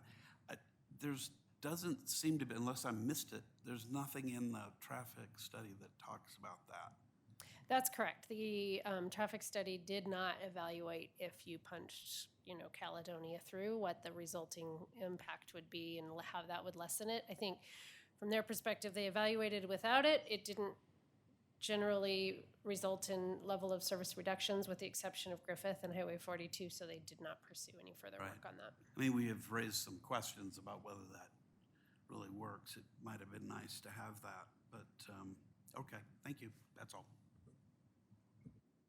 Councilmember Brown. Mayor, are we, it seems like there's some consensus and some unease among us this evening. And so I wonder if we are ready for motions at this point, or should we, or we continue to So there's have another, conversations? so if council is done asking questions and sort of deliberating to this point, I would rather not have a motion before we allow for the final round of public Second, comment okay, and to give fair the enough. applicant a chance to respond, because it certainly could persuade the direction that we go. So I'd rather we Right. hold off on that. So maybe we go ahead and use this opportunity to let the applicant respond to the questions that Councilmember Most raised, and if there are any other things that you would want to correct or respond to, please feel free to make those comments at this time, and then we'll take another round of public comment. Thank you, Mayor and Council, and specifically Councilmember Most, for raising the questions that you did. First, to address the question concerning the viability of live-work units. I think there's a very important distinction and understanding to be made as to what those units are. I think in the post-COVID world, there is a perception of what living and working in the same structure means. These units were not designed in a post-COVID environment. These are 3-bedroom townhomes on top of 1,000+ square feet of ground floor retail. My understanding is the intention of that is the assessment of that ground floor would be at a commercial rate, as if it was operating as a commercial condominium, with the upper stories being assessed as a residential home. To the comment on the design, as the way they were laid out on the original PUD, it would not be efficient or practical for an owner of the residences to have another tenant using that ground floor space. They're not separated as condominiums. The garage enters immediately into the commercial space that is then fronting onto Cannon Street. I think it's also important to understand that in hearing the comments of the neighborhood, there's been multiple concerns about having commercial space on what is arguably a secondary or neighborhood street. And so that's where we're at a crossroads or a battle of understanding how do you meet the intent of a mixed use, understanding that you're not in a high commercial demand area, you're in a neighborhood that doesn't want nuisances or high commercial demand across the street from them, but you're also trying to promote that image that you showed of the original intent of this area. And so to go back to why those live-work units aren't viable, is not only are you adding upwards of 10,000 square feet of commercial space that would have its own accompaniment of parking demand and potential nuisances in those ground floors, but it's not your office at home. The other evaluation we performed, which you pointed to the comment from Planning Commission, is these would be 3,000 plus square foot homes or for rent live-work units. That's going to be several thousands of dollars in rent, not $2,000 or $3,000, but $4,000 or $5,000. And if we look at the price point of the homes across the street, this is easily $1 million plus structure. So it's not affordable, it's not attainable, it's not your artist unless they're very well known and they can afford something like that. And it's a very niche product to be used. It has to be a resident that has a business that wants to pay commercial assessments on their ground floor and believes that that's a viable operation point within a neighborhood for them. So it's very niche in use. As far as viability, we've seen examples in other neighborhoods such as Bradburn, Belmar, and Lakewood, where they've attempted either artist studios and lofts and they sat vacant for years, or the price point was reduced. And so it's hard to say there's data point or percentiles that we can provide you because it's a very niche construction type or product for mixed use. And there's plenty of examples of it not working, whereas there's an immediate example to the south of demand for multifamily housing in this area. As far as the green space is concerned, the calculations that we showed, you're correct, that does include not just green space, but softscape calculations. We had roughly 1,000 square feet more than the previous PUD. The pickleball court, based on the dimensions of it, is 950 square feet. So if you subtract that out and we turn it into sodded area, or if we just remove it from the equation entirely, we have an equal or greater amount of softscape. So we're not trying to game the system by including that, but more to demonstrate that it's an amenity or a softscaped area. As far as picking and choosing excerpts from the comprehensive plan, that was by no means our goal or our intention. It was more to demonstrate that we thoroughly evaluated the comprehensive plan, the small area plan, to understand what the original vision was for this area. It's our understanding that a lot of the mixed-use zoning was centered around transit-oriented development with the thought that the light rail was eventually going to run through this area. That has not occurred to date. Now it could occur in the future. Nonetheless, the downtown East Louisville area was meant to be a higher density mixed use community. And the expert that we pulled, specifically referencing 30 units per acre, was more to reference the envisionment of density for this area, not the exact master plan. As you pointed out, it has altered significantly over time, as is often the case. So it was more to demonstrate how we believe we're integrating, or more so respecting, the intent of that original plan to have higher density apartments. As far as the traffic issues are concerned, we conducted the traffic study in good faith in cooperation with city staff. We had a joint meeting with the traffic engineer to understand the scope because we did hear the same comments that you're hearing tonight.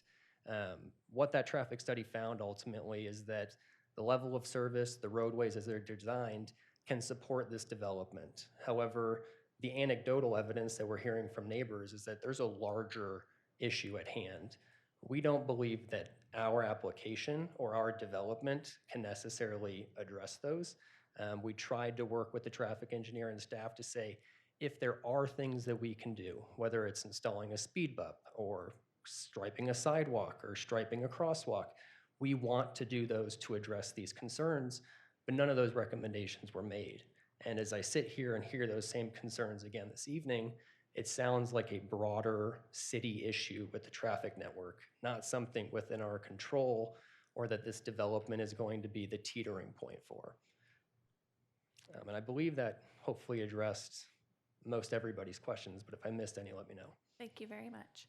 So that'll take us to our public comment period. This is our final public comment period on this hearing this evening. So if you have any other comments that are new comments you'd like to make, please fill out a sign-up card and let us know what you'd like to add.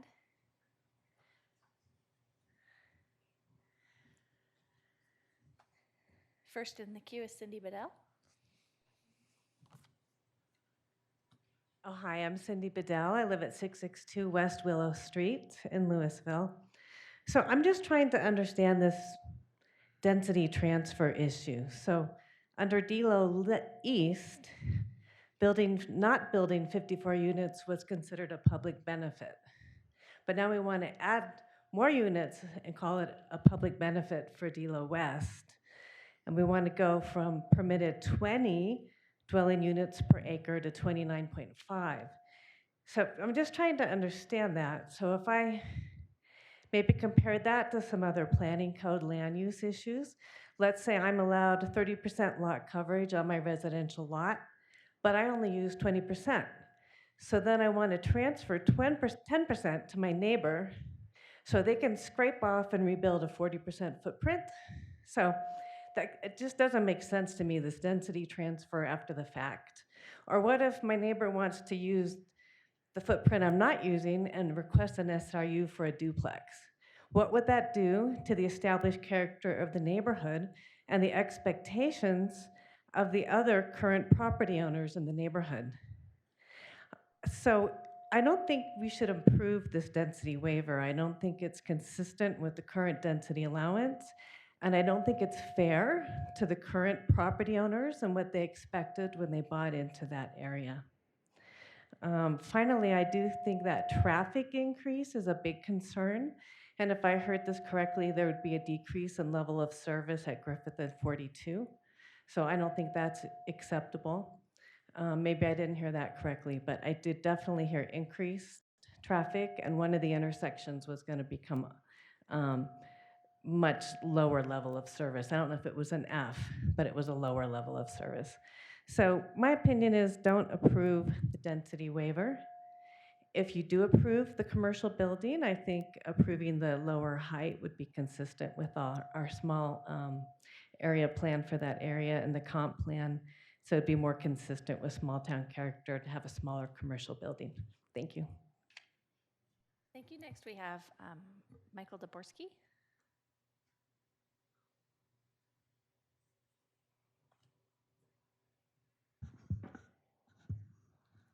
Given that I have the luxury tonight of feeling like I've got some modus time, I would like to say I feel remiss every time I get in front of council. Thank you for what you do.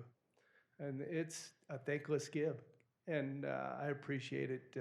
I sat on planning commission when the framework plan was actually created. I spent more time out in the hallway than I did on the dais, but nonetheless, it was a great experience, and it was a minimal commitment compared to what you do. Back to Councilor Most point on the framework plan, Caledonia Street was created because the framework plan pretty much guided it, if you will. The small area plan as well. So that's where Caledonia Street came from. That's why Outlot 1 was created at 33 feet to be a public right-of-way. Through the process of DELO, in the DELO left approval, they convinced the city that an alley that would be named alley, not unlike Maria or Leonard or Johnson Lane on the other part of DELO, would be acceptable, and the city wouldn't have the maintenance cost and liability of maintaining it. So that's how we got to where we are today. And back to the December 6th letter that I provided for you. I ran that letter by, not prior, but after I sent it to council, I ran it by the developer, the DELO principals, and they said, thank you very much. It's in the letter right there. You know, you hit it out of the park, basically, to paraphrase. So they were in embracement of Caledonia Street. Caledonia Street does need to go through. There's agreement between the boom landowners and the developer to allow that to happen. So I think ultimately it does need to go through, and I don't know under what purview or if it's this PUD, but it needs to be there to mitigate the traffic issues that I think everybody is concerned about. As far as Cannon Street and our access on it, you're right on point, Councilor Dickinson. We're concerned that on our future use application, we'll have a different planner, we'll have a different planning director, and it won't be interpreted to our advantage. Our drive currently can be expanded to 26 foot. That is the minimum requirement, or the maximum that the fire department will require for a mixed use MUR designation, which we currently have. The city's already provided that for us, and that's our mandate moving forward. So we can, in that spot, provide the 26 foot required.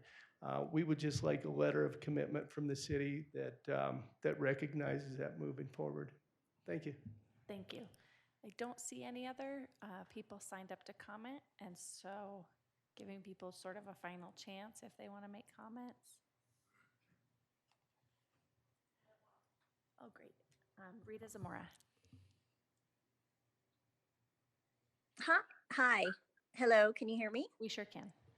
Okay, so just really quickly, I want to make sure that we're comparing apples to apples because I've heard it referred to as units or bedrooms. And I think at one point the developer was saying, well, we're not really building that many more bedrooms by doubling the apartment numbers. But I want to point out that here in our complex where we have owner townhomes, we could have a 4-bedroom townhome with one individual that lives in that townhome. That's one car, or maybe 2 individuals in that 4-bedroom townhome with maybe 2 cars. And that's a lot different than the traffic that you're going to get from 4 bedrooms or 4 units that are studios or 1 bedrooms, where each of those individual apartments are going to be adults with their own vehicles. So I just want us to take that into consideration when we're thinking about the impact to traffic and making sure we're comparing apples to apples. Thank you so much. Thank you. All right, seeing no other public comment, we'll take it back for any final council discussion or staff direction from folks. Or motions. Councilmember Brown? Thanks, Mayor. I appreciate it. And I really appreciate the applicant being here and answering the questions. I think I just am not in a place where I feel like the criteria for these waivers in particular are satisfied. Things that the community have raised, I'm not seeing enough here. As much as I'd like to move forward with the development, as much as I'd like to move forward with additional affordable housing. So I'm going to ask that we remand this back to the Planning Commission with instructions to them and to staff to mitigate the density impacts, including traffic, parking, and the negative impacts on the surrounding businesses. And that is perfectly within your ability to suggest that. I would propose that we give staff direction. So they sort of came back with a recommendation in the packet saying if council finds the application doesn't meet the applicable policies, staff might recommend to give staff direction to prepare an ordinance and resolution of denial with the findings for the application. I think there are a lot of reasons why that might be a little bit cleaner on this particular application.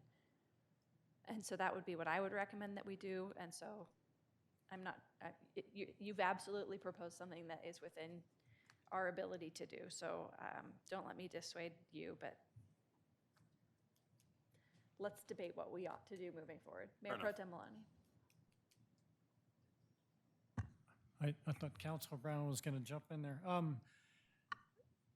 I appreciate where you're coming from, Councilor Brown, but I do believe the cleanest course of action is direct staff to prepare an ordinance and resolution of denial, and hit the reset button on this, given the concerns that public comment and the concerns that we've expressed of things like traffic density and other items along the way. I think this needs another serious restart.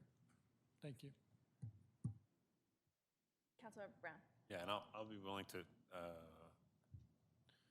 support the drafting of a resolution of denial. Councilmember Dickinson. Thank you, Mayor.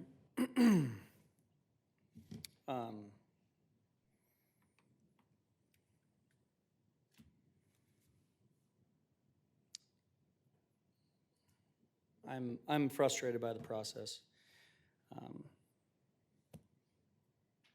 We have an applicant who's bringing us affordable housing and high density, which is what we're talking about wanting in this community, and then the consequences of affordable housing are traffic and people and nuisances.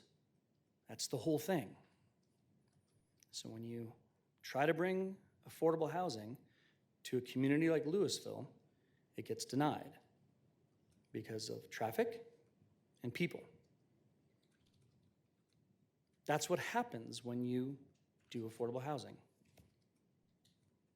You get more traffic and you get more people. You get smaller spaces for more people to live in for less money. Just the place. It's a smaller place. It's not a big work, live space, 8 of them.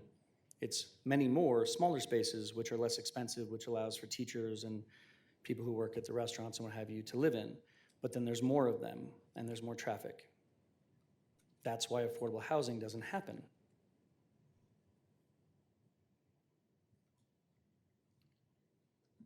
So I fully support this project, but it has problems. Caledonia for one, the pickleball court for one, some other things. But I'm trying to figure out how to say yes to this, because this is exactly what we're trying to bring to our community, is some affordable housing and higher density, especially in places like 50 feet from Highway 42. It's probably not accurate. It's probably like 120 feet.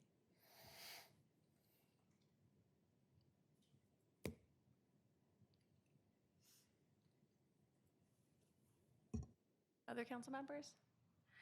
I just add my comments. So, I hear your frustration, Councilmember Dickinson, and I guess the way I look at it, I'm just really looking at this from a different perspective. When this comes back at the allowable density, which is higher than anything that's ever been allowed on that site, it will have affordable housing because we've required it in our code.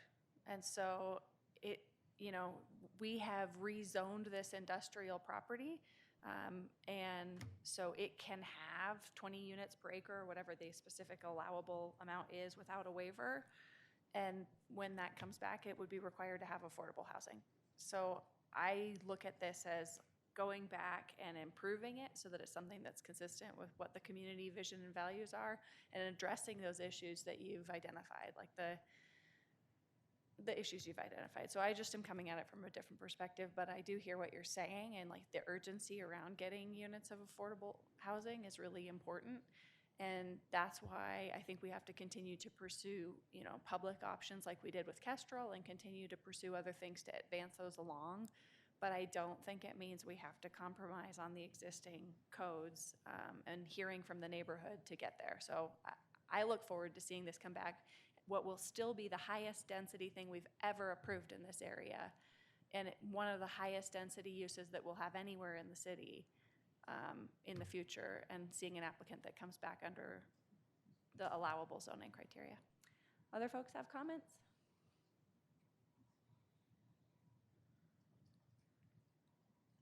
I'm not seeing any. I'm not trying to rush you all.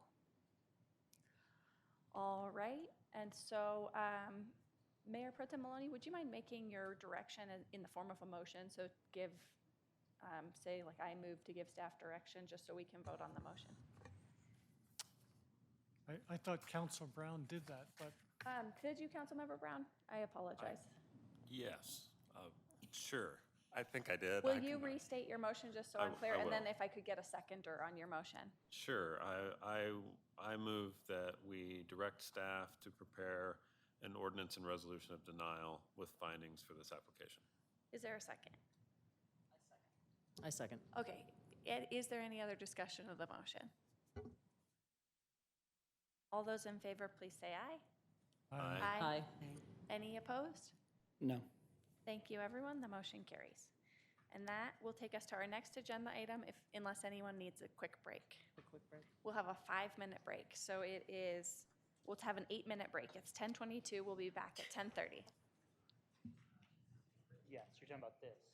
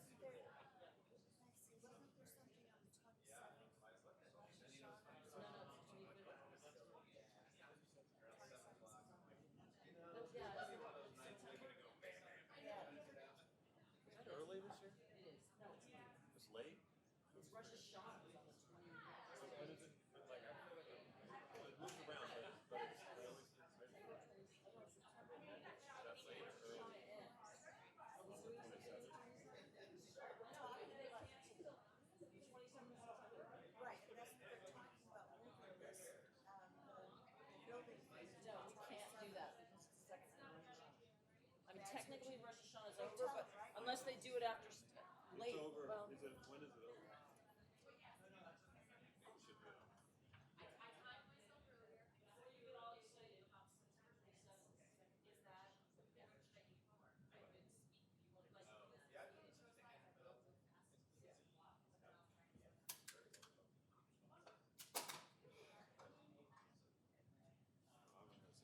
Councilmember Brown, would you like? No, I'm good. I'm gonna go say goodbye to Lindsay, who I went to school with. Oh. Please do.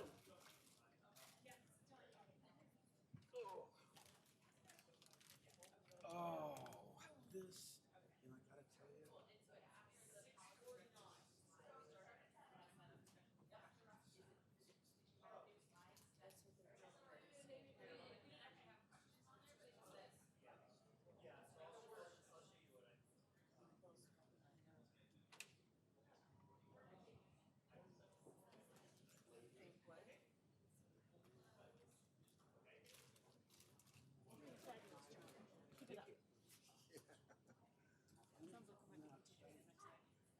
Okay. that would be nice.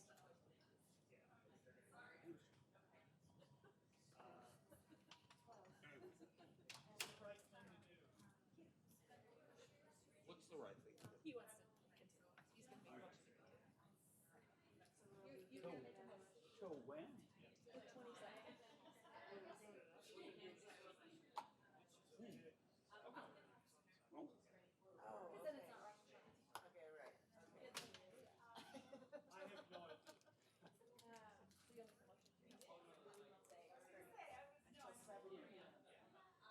I have no idea. You don't have to go home. Oh, I do. I gotta have Nothing's open. Is anything open?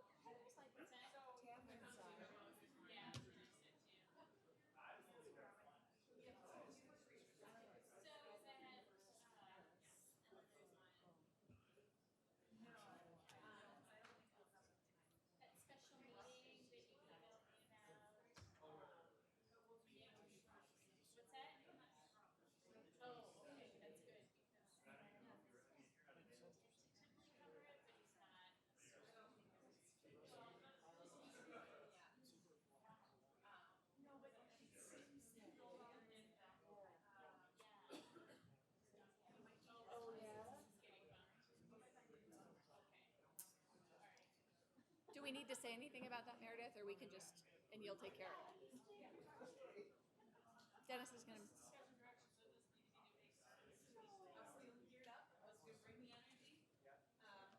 Thank you.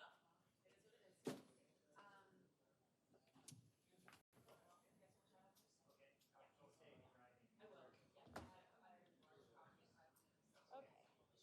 So these people.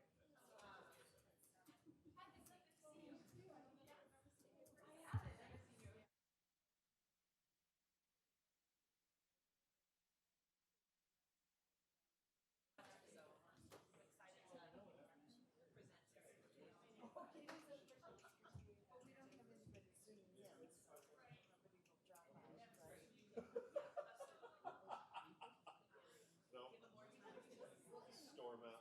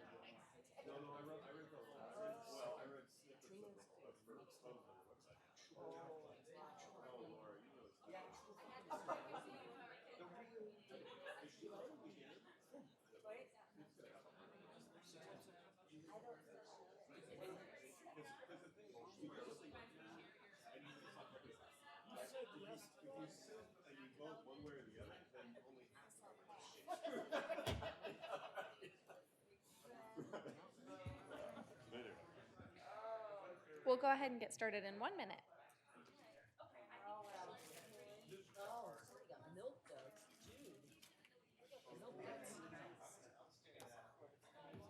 Milk duds. Ha ha ha ha. Oops, my microphone's still on.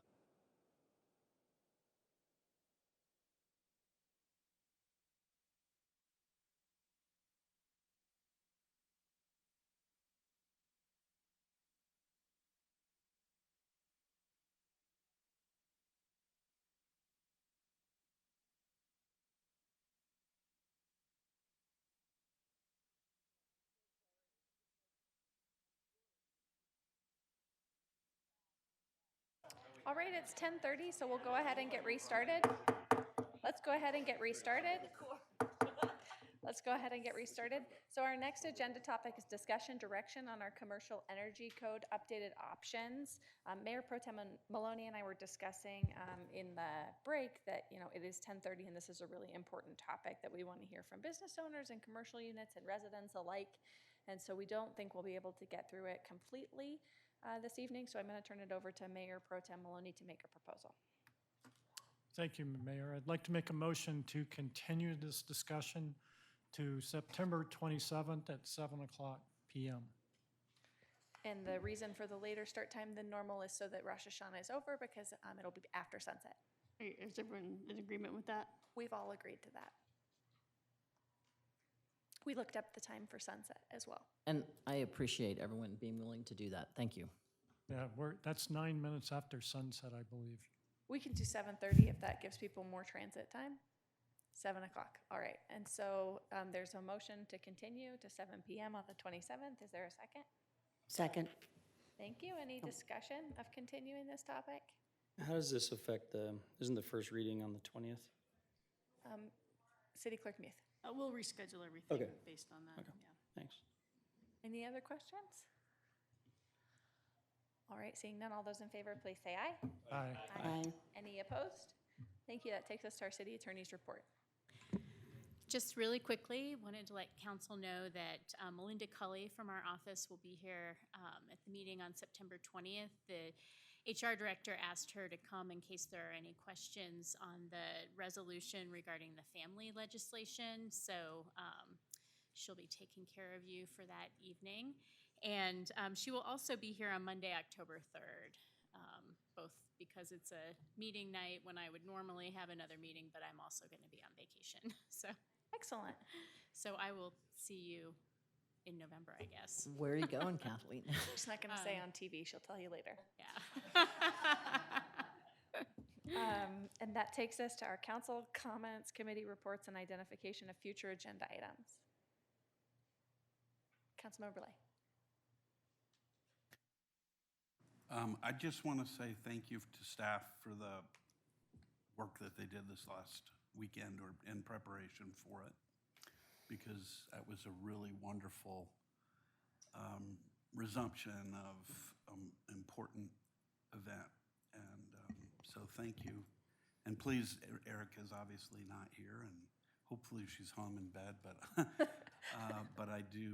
we really appreciate what she's done, and it was, she could have made it a little cooler, I guess, but that is the temperature a little lower, but I don't know. I think we'll take it. So thanks. We have the DRCOG Subregional Forum meetings coming up this month. So we're in the middle of the Transportation Improvement Program, or you'll hear it called the TIP process right now. And the way it's been laid out this go around is that there is a regional call for projects, and then a sub-regional call for projects, and then a regional call for projects, and then a sub-regional call for projects. We are at the third step, where we're at the regional call for projects, step 3. And so our subregion is submitting Colorado 119 for some improvements, and then some improvements associated with 119 in Boulder and Longmont, and then last Colorado 7. And so we have already deliberated about those, and we're in complete agreement that we would submit those for regional consideration from the group, but we are going to meet again to find out if the group wants to ask the other sub-regional forums to support our application.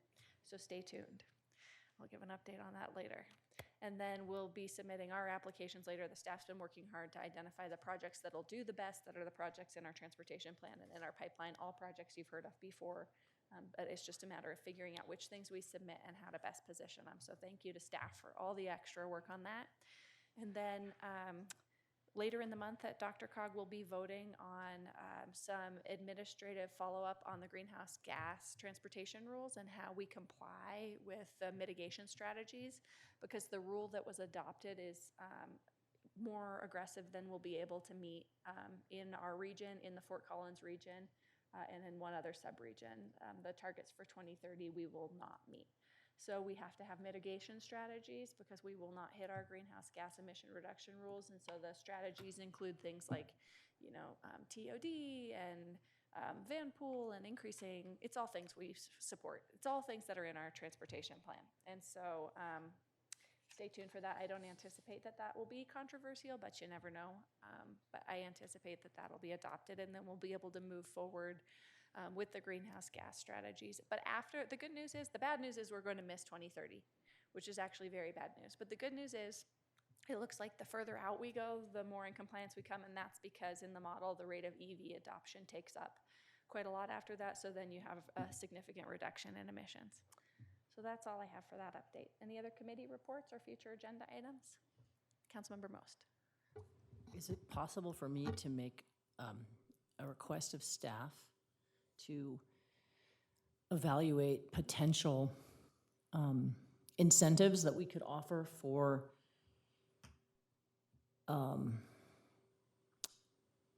moving,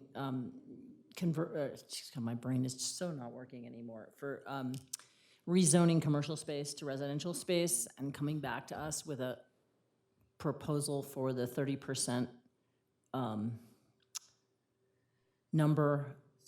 So I really appreciate everyone's enthusiasm, and I was voted down last time, so feel free to vote me down again, but it's September 6th, and it was very challenging for Mayor Pro Tem Maloney and I to find a way to fit in the new item that was added last meeting before the work planning session. So I would just really encourage at this point, like, new topics be added to the work planning discussion in December, which is right around the corner. Okay. So just start thinking about those and writing them down, and then council can have that work planning discussion in December and prioritize what all of those things are, because we only have 24 hours in a day. And so I don't know how we physically can fit it in with our current workload. Like, I think we just programmed through the middle of November of meetings. So I just don't, it is reasonable for you to ask for anything you want. And if you get support of 4 of your friends, then we can move forward. But I would just really encourage people to try to hold new items for the work planning process.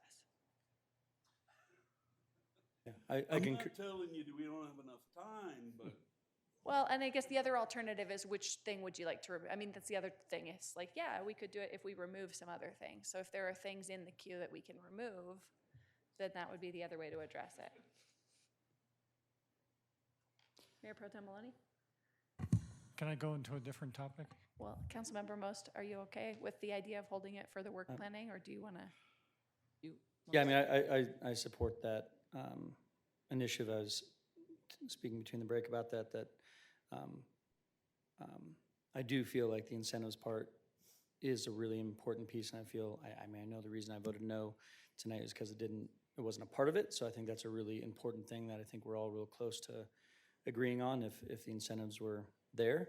I do hear the mayor's concern about, time and scheduling and so, as one person, again, I think suggesting what we move off is as contentious as suggesting what we put on. So is a study session around what council might support, like not the actual like housing study and all the different research that the staff has to do, but would a study session for us to have a conversation about incentives that we're excited about and kind of getting some momentum towards what we could get behind without it being a study in details and a ton of work on staff. Is there something like that that's a possibility? I'm trying to thread the needle because I hear what you're saying about our time. Is there a way to talk about it that doesn't add the same amount of staff time and council time?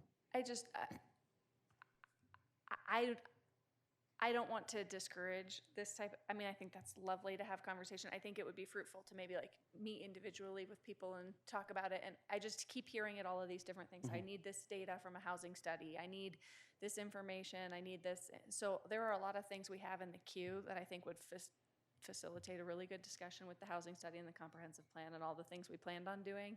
But I just think it'll end up really similarly to the conversation tonight without staff doing a bunch of work. Yep. But I could be wrong, and Councilmember Lay. I agree with you, Mayor. I mean, for reasons we stated earlier, but with a big caveat. I believe, and I think many of us do, I hope all of us do on council, believe that we can have those kinds of discussions and start generating ideas now in advance of when staff, we're able to get all this other stuff. There's nothing wrong with kind of laying the groundwork for that. And I encourage everybody to do that. I think it's a good idea. I agree. And the other thing is, like, people can always pre-write up their suggestions for the work plan discussion. So if there are those types of things where people say, this is the specific topic I want to add, that's always really helpful. I had one other thing. Councilmember Lay. Yeah, we have, and for some reason I'm forgetting the date, we're meeting with LRC later this month. Next week, okay. So please come prepared to that meeting. I know that members of LRC, of which I am one, really are looking forward to having a really fruitful discussion. And the more we can pick each other's brains and try to maybe share some ideas for vision, I think that's what we're looking for. And I know that like seeing the rest of the LRC is really looking forward to hearing what you have to say and having a good interchange. So, Mayor Pro Tem Maloney. I'm used to you looking at me when you address me. I have a question for the city clerk. So I note that the board and commission interviews are on Monday, December 12th. Did you have a time frame that you were going to want council members to review? So the applications will be due, I think, November 10th. So I have on the advanced agenda for November 1st for council to appoint 2 members to do the review. And then you can decide from there on November 15th if you want to schedule a meeting or if you just want to go to interviews. Okay, the advanced agenda that we have doesn't have that I think I information, added it so, this week, okay, yeah. great. Can we avoid Councilmember Dickinson's anniversary this year? We July scheduled- 16th? I thought we scheduled board and commission interviews. Is it Katie's birthday? On my wife's birthday. Oh, okay, yeah, I thought it was your December 11th, anniversary. but- All right, so we're avoiding December 11th. Anniversary, birthday. It's a type of anniversary. The anniversary of her birth. Perfect. Councilmember Brown. I just wanted to say I really appreciate Councilmember Dickinson and Councilmember Most's suggestion about working on incentives that could be paired with the 30% requirement for the rezoning.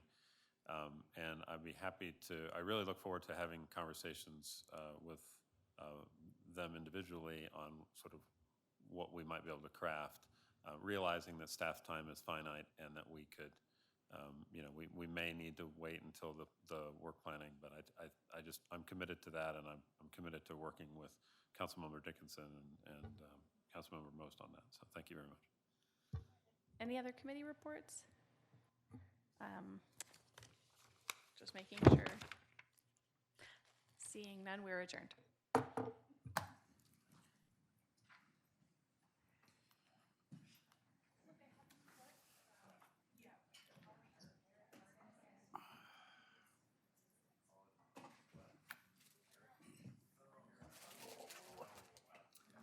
Did you, I did not see an email, but I think you may